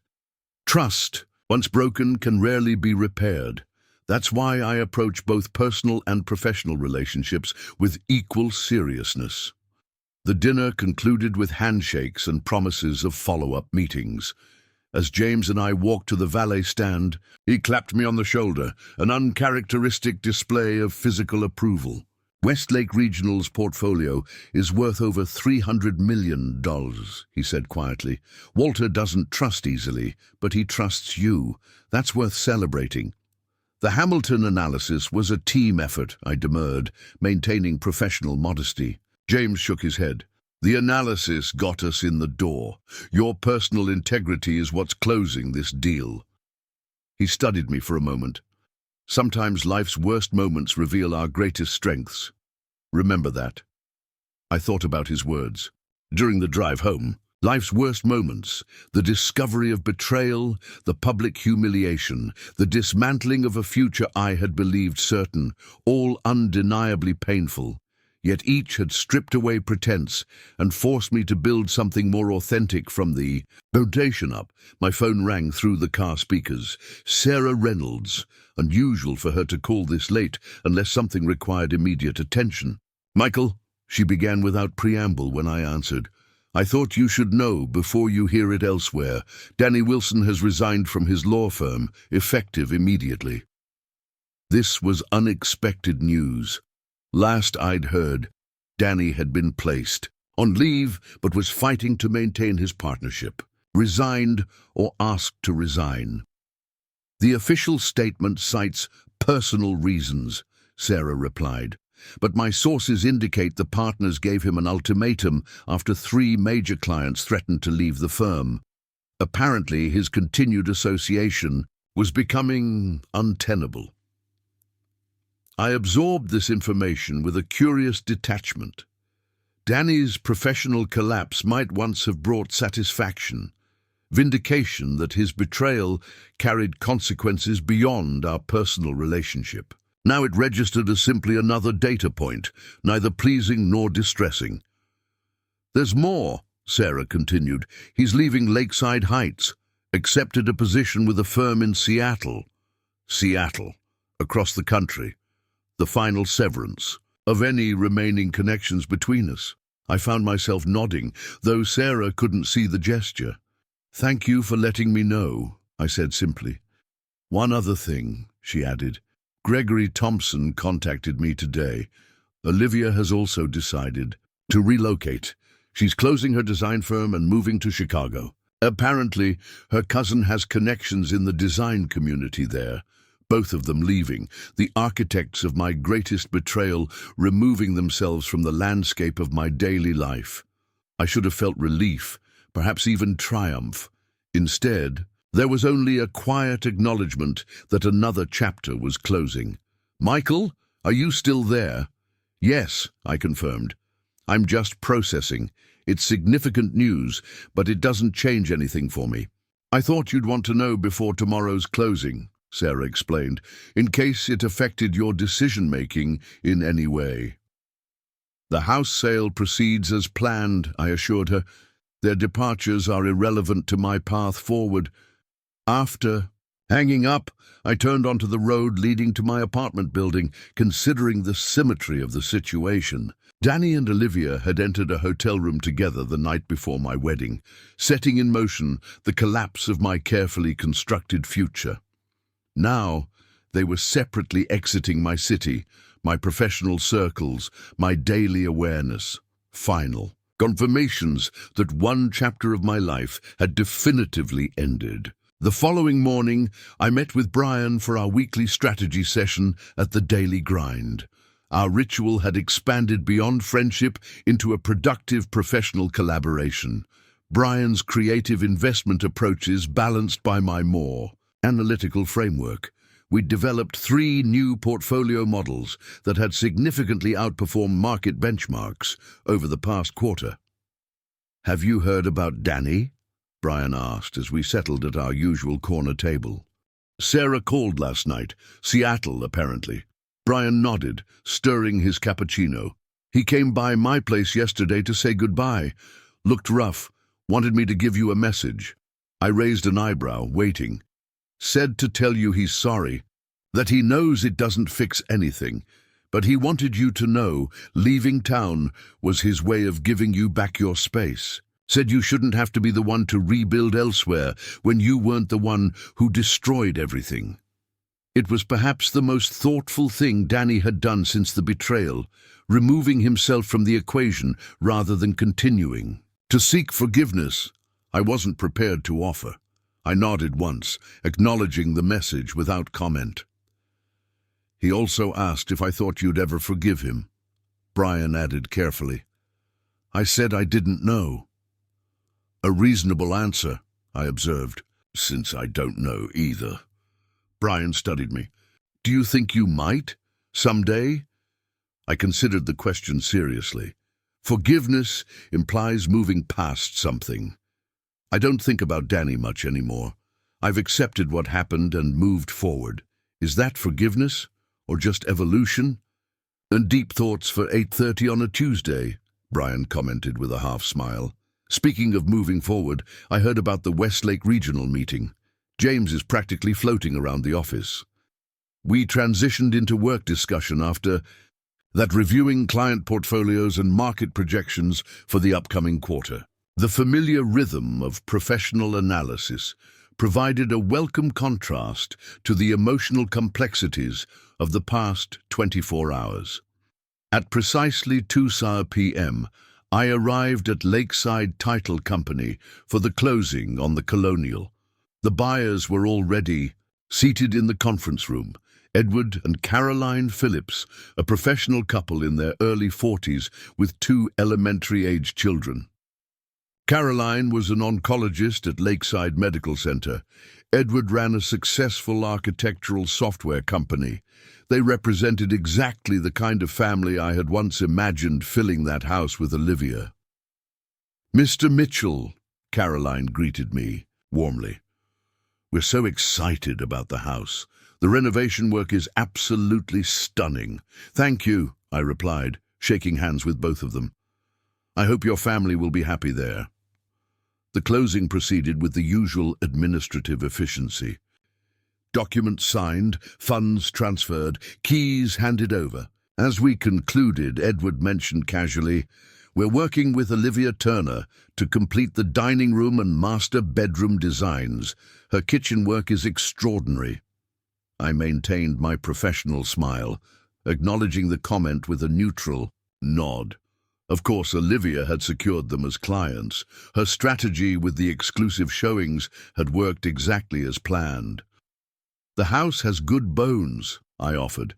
"It deserves to be completed properly." As I walked out of the title company, keys to the Colonial no longer in my possession, I felt a weight lifting that I hadn't fully acknowledged was there. The physical manifestation of my life with Olivia, the house we'd chosen together, renovated together, planned a future in together, now belonged to someone else. The final tangible connection severed. My phone buzzed with a text from Rachel. "Heard about the closing today? Freedom Day? Dinner tonight to celebrate?" I smiled at my sister's characteristic directness.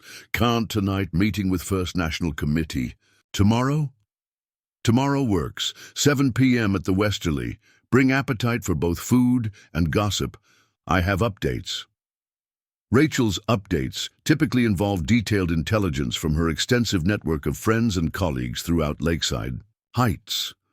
Despite my protestations that I didn't need to know about Olivia or Danny's ongoing situations, she maintained that information was power, and I should remain informed about potential complications in my social and professional circles. The First National Bank Investment Committee meeting that evening marked my 3rd month as a member. What had begun as a prestigious advisory role had evolved into active portfolio management responsibility as the committee recognized my particular expertise in regional market analysis. The chairman, Victor Aldridge, had taken to consulting me privately before presenting recommendations to the full board. Mitchell, Victor greeted me as I entered the wood-paneled boardroom that evening. Just the man I wanted to see. Walk with me a moment. We stepped into an adjacent sitting area, the bank's traditional decor creating an atmosphere of established wealth and conservative decision-making. The board is creating a new division, Victor informed me, his voice lowered despite our privacy, focused exclusively on high-net-worth family portfolio management. We've been discussing potential leadership. I nodded, waiting for him to continue. Your name is at the top of our list, he stated directly. The position would require you to leave Horizon, of course. But the compensation package would be substantial, and the opportunity to build something from the ground up is rare at an institution like First National. The offer was unexpected and significant. First National Bank had been a pillar of Lakeside Heights' financial community for over a century.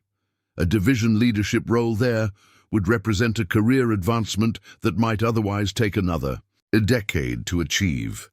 I'm honored by the consideration, I replied carefully, but my commitment to Horizon is substantial. James Harrington has been an invaluable mentor. Victor smiled knowingly. James is precisely why we're approaching you. He spoke highly of your abilities when we sought his opinion. He handed me a sealed envelope, the formal offer, including compensation details. Take some time to consider it. We don't need an answer until next week. The evening's committee meeting proceeded with its usual, methodical thoroughness, though I found my thoughts repeatedly returning to the envelope, now resting in my briefcase. Another unexpected opportunity emerging from the ashes of personal disaster. When I arrived home that evening, I opened the envelope and reviewed the offer with careful attention to detail. The compensation was indeed substantial, nearly double my current package at Horizon. The position would include equity participation, a corner office in the bank's historic downtown headquarters, and a direct reporting line to the board of directors. A text from James Harrington appeared on my phone as I was considering the implications. Victor called. Impressive offer, isn't it? Let's discuss tomorrow. Your office, 9 a.m. So James had known about the offer before I received it. His apparent blessing complicated my instinctive loyalty to Horizon. If he supported this potential move, perhaps it truly represented the best next step in my career trajectory.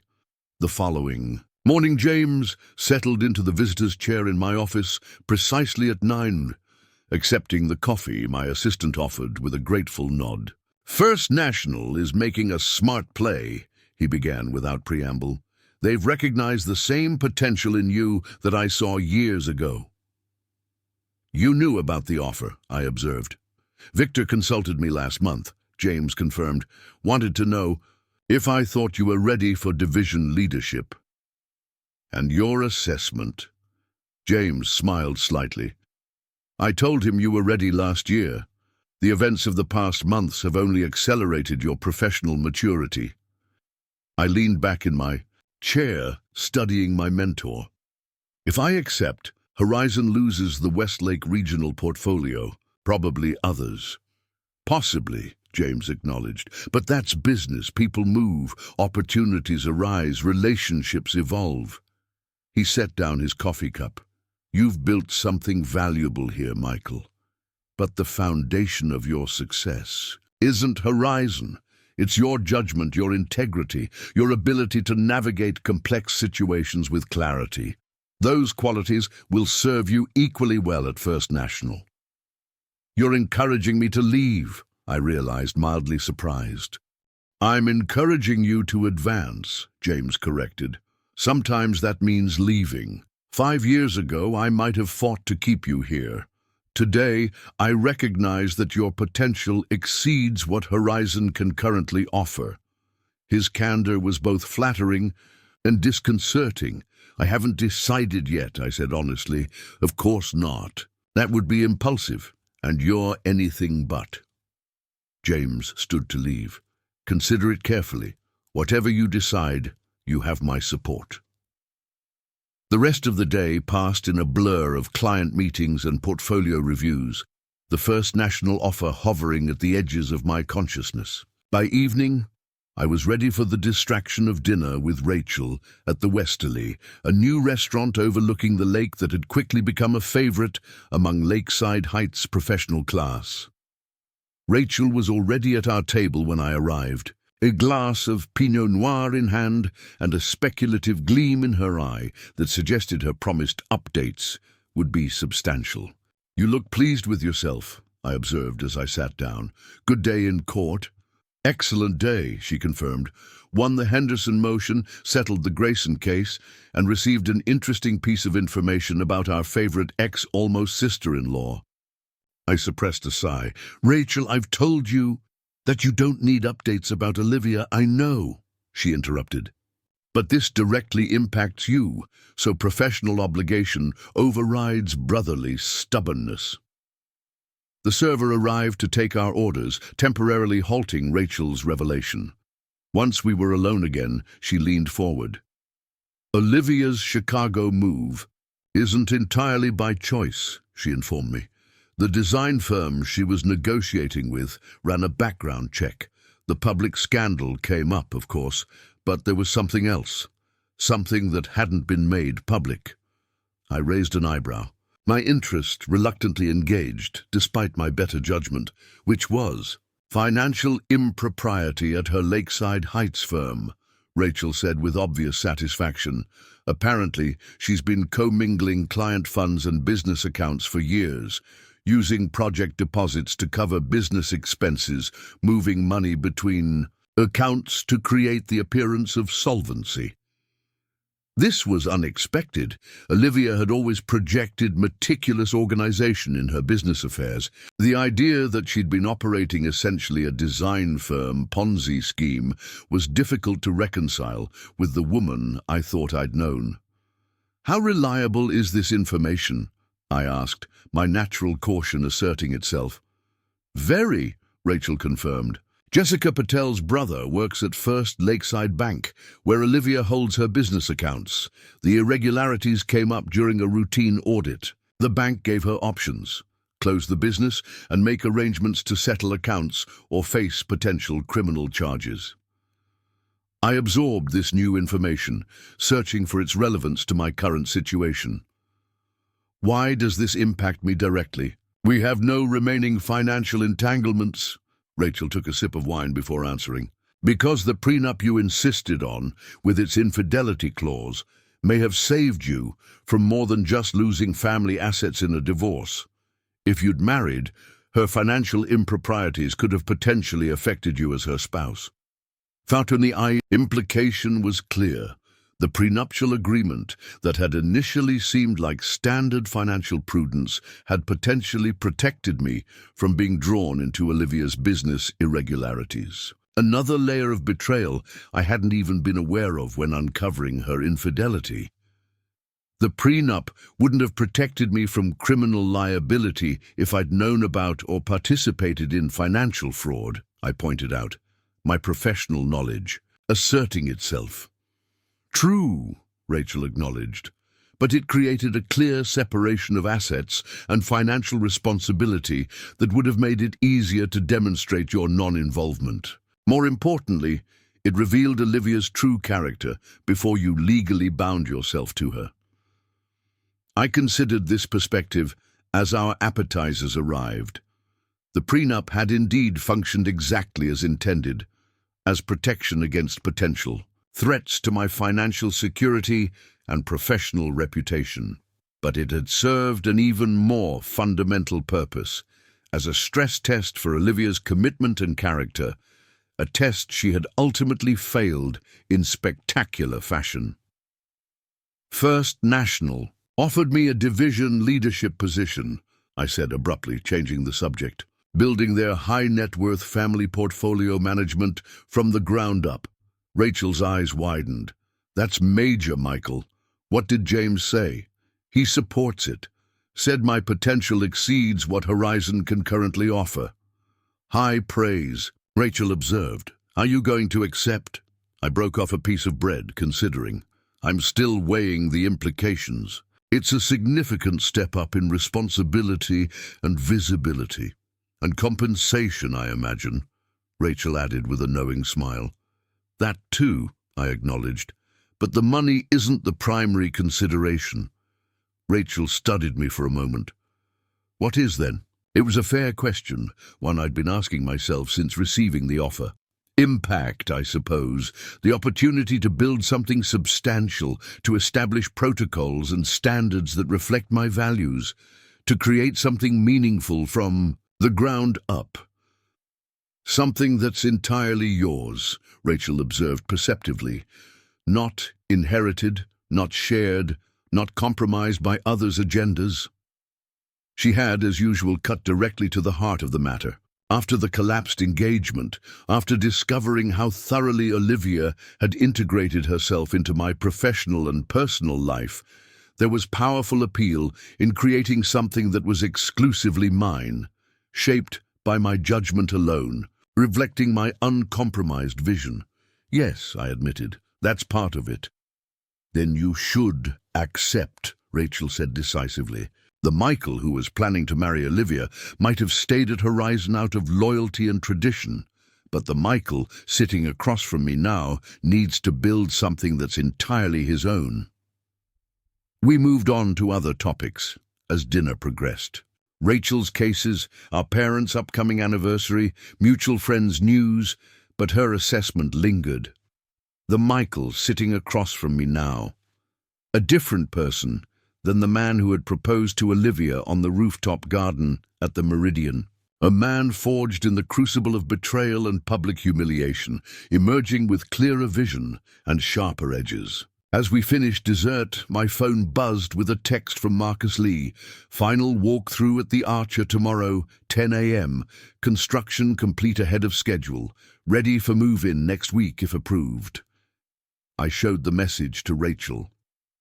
Another chapter beginning. Perfect timing, she observed. New home, new job, new Michael. After dinner, I drove to the lake, parking at the scenic overlook that had been a favorite thinking spot throughout my life in Lakeside Heights.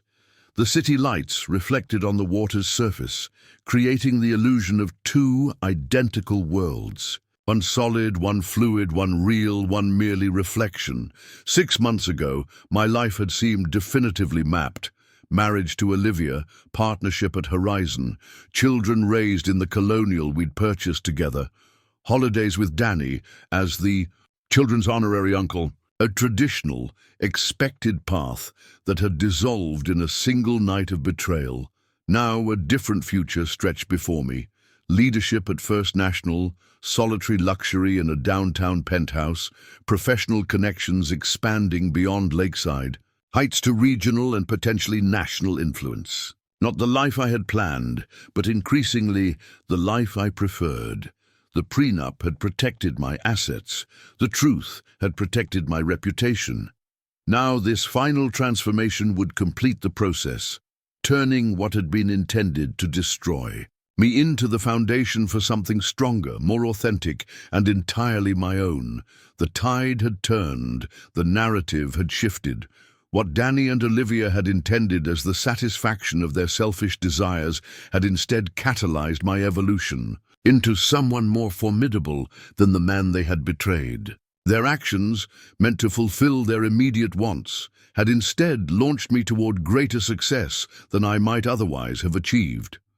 As I drove back to my apartment, I composed a brief email to Victor Aldridge at First National.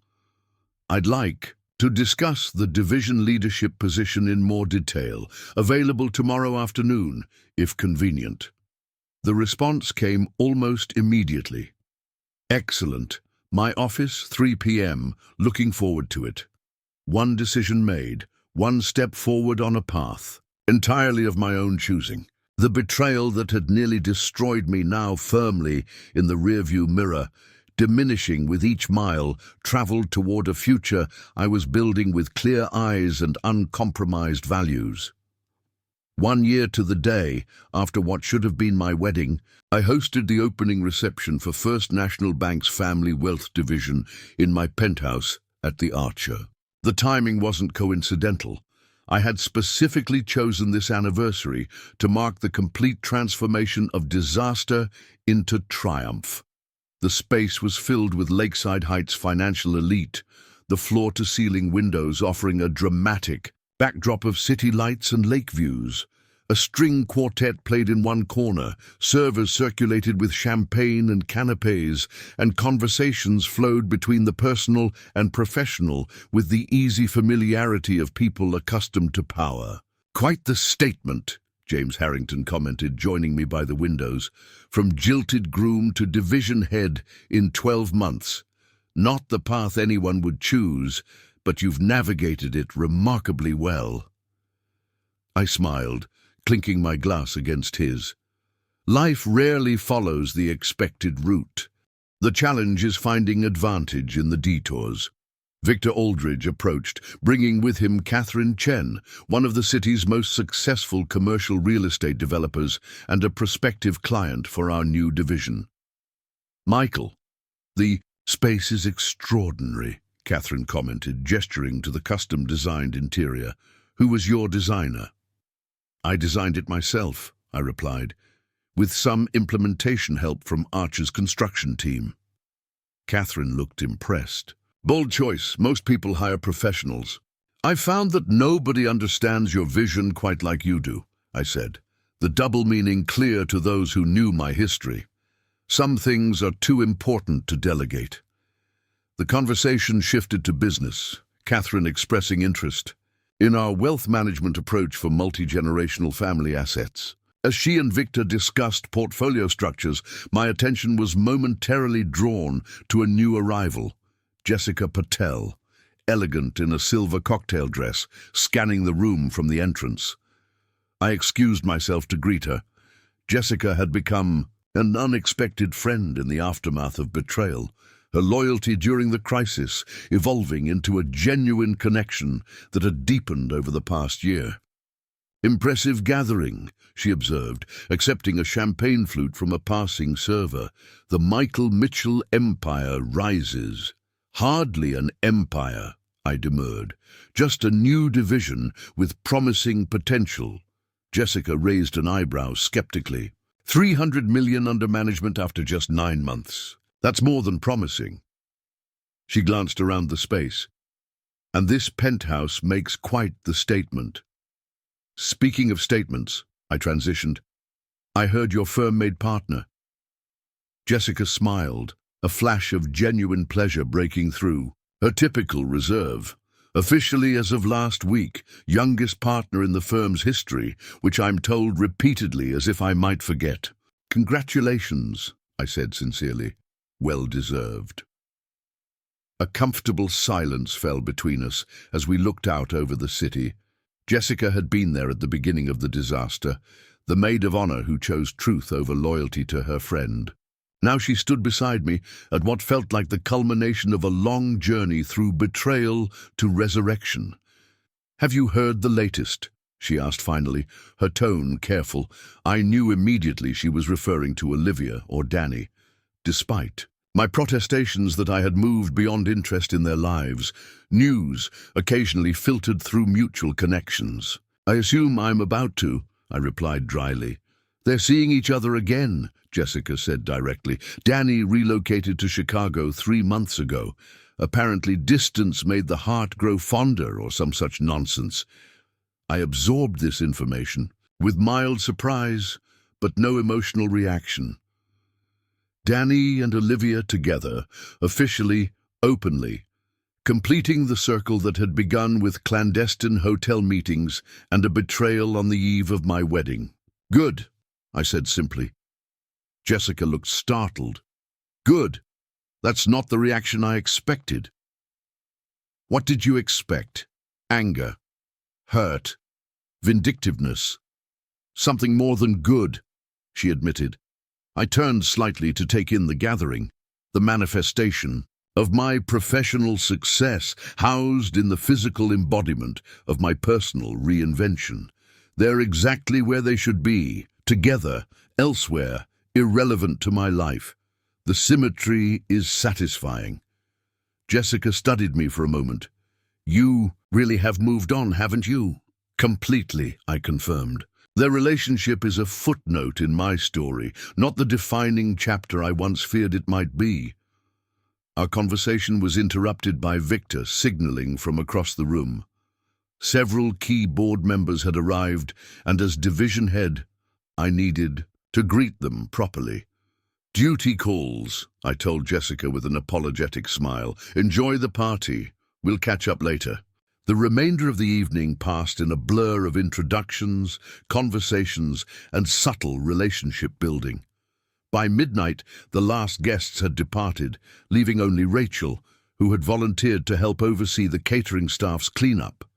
Successful night, she commented, joining me on the balcony where I'd stepped out for a moment of quiet reflection.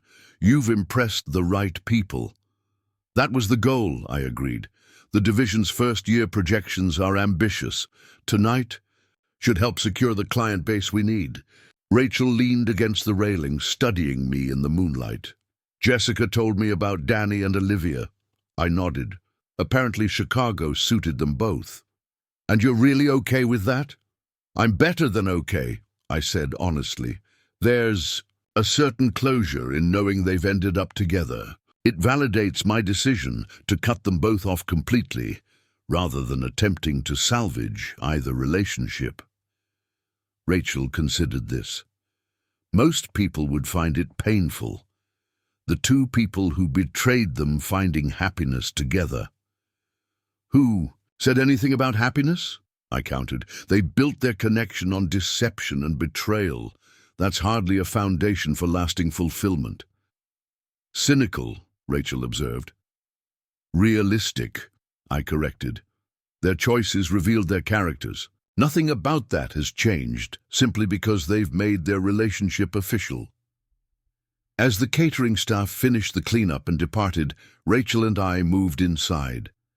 The penthouse was quiet now, restored to its pristine condition, the only evidence of the evening's event being the arrangements of orchids strategically placed throughout the space. I have something for you, Rachel said, retrieving her handbag from the kitchen counter.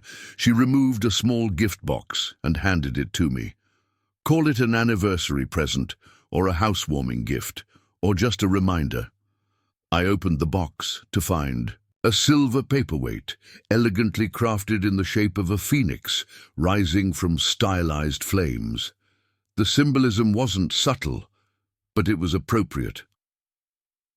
To remind you of how far you've come, Rachel explained, and what you've overcome to get here. I placed the paperweight on the marble countertop, appreciating both the gesture and its meaning. Thank you. It's perfect. After Rachel left, I poured myself a single measure of Macallan and returned to the balcony. The city stretched before me, the same view I'd contemplated many times over the past year as I rebuilt my life piece by careful piece. My phone buzzed with a text, not from any of tonight's guests as I expected, but from Brian, Westlake Regional Portfolio up 12%. Under new strategy, board ecstatic, celebrating tomorrow. A small professional victory on this night of reflection. I texted back a confirmation, then set my phone aside, returning to my contemplation of the city and all that had transpired in the past year. The path had been neither direct nor painless, but standing here now, I recognized that each step, from the prenup that protected my assets, to the truth that protected my reputation, to the transformations that had rebuilt my life, had been necessary. Each had moved me forward from victim to victor, from betrayed to empowered, from the man who had nearly married Olivia to the man who now stood complete without her. The prenup cancellation clause she had triggered through her infidelity had done more than protect my family's wealth. It had revealed a fundamental truth about her character before legal bonds made separation more complex. What had seemed at the time like the worst possible discovery had in fact been perfectly timed, painful, but ultimately liberating. I finished my whiskey and went inside, setting the empty glass in the sink. Tomorrow would bring new clients, new challenges, new opportunities to build on the foundation this difficult year had established. The betrayal that had nearly destroyed me had instead become the catalyst for a more authentic life, one built on harder-won wisdom and clearer-eyed assessment of both others and myself. In the bedroom, I glanced at the framed document on my wall, the only item I'd kept from the collapse of my relationship with Olivia. Not a photograph or memento, but the prenuptial agreement itself, signed by both of us, with the infidelity clause highlighted. A reminder not of what I'd lost, but of what I'd been saved from. A contract that had performed its function perfectly, protecting not just my assets, but the trajectory of my life.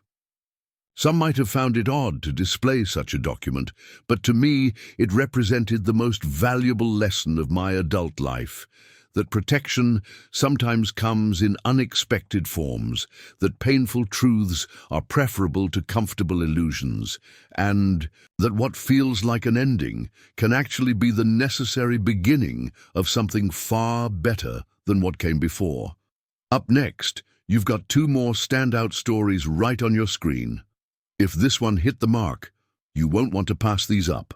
Just click and check them out.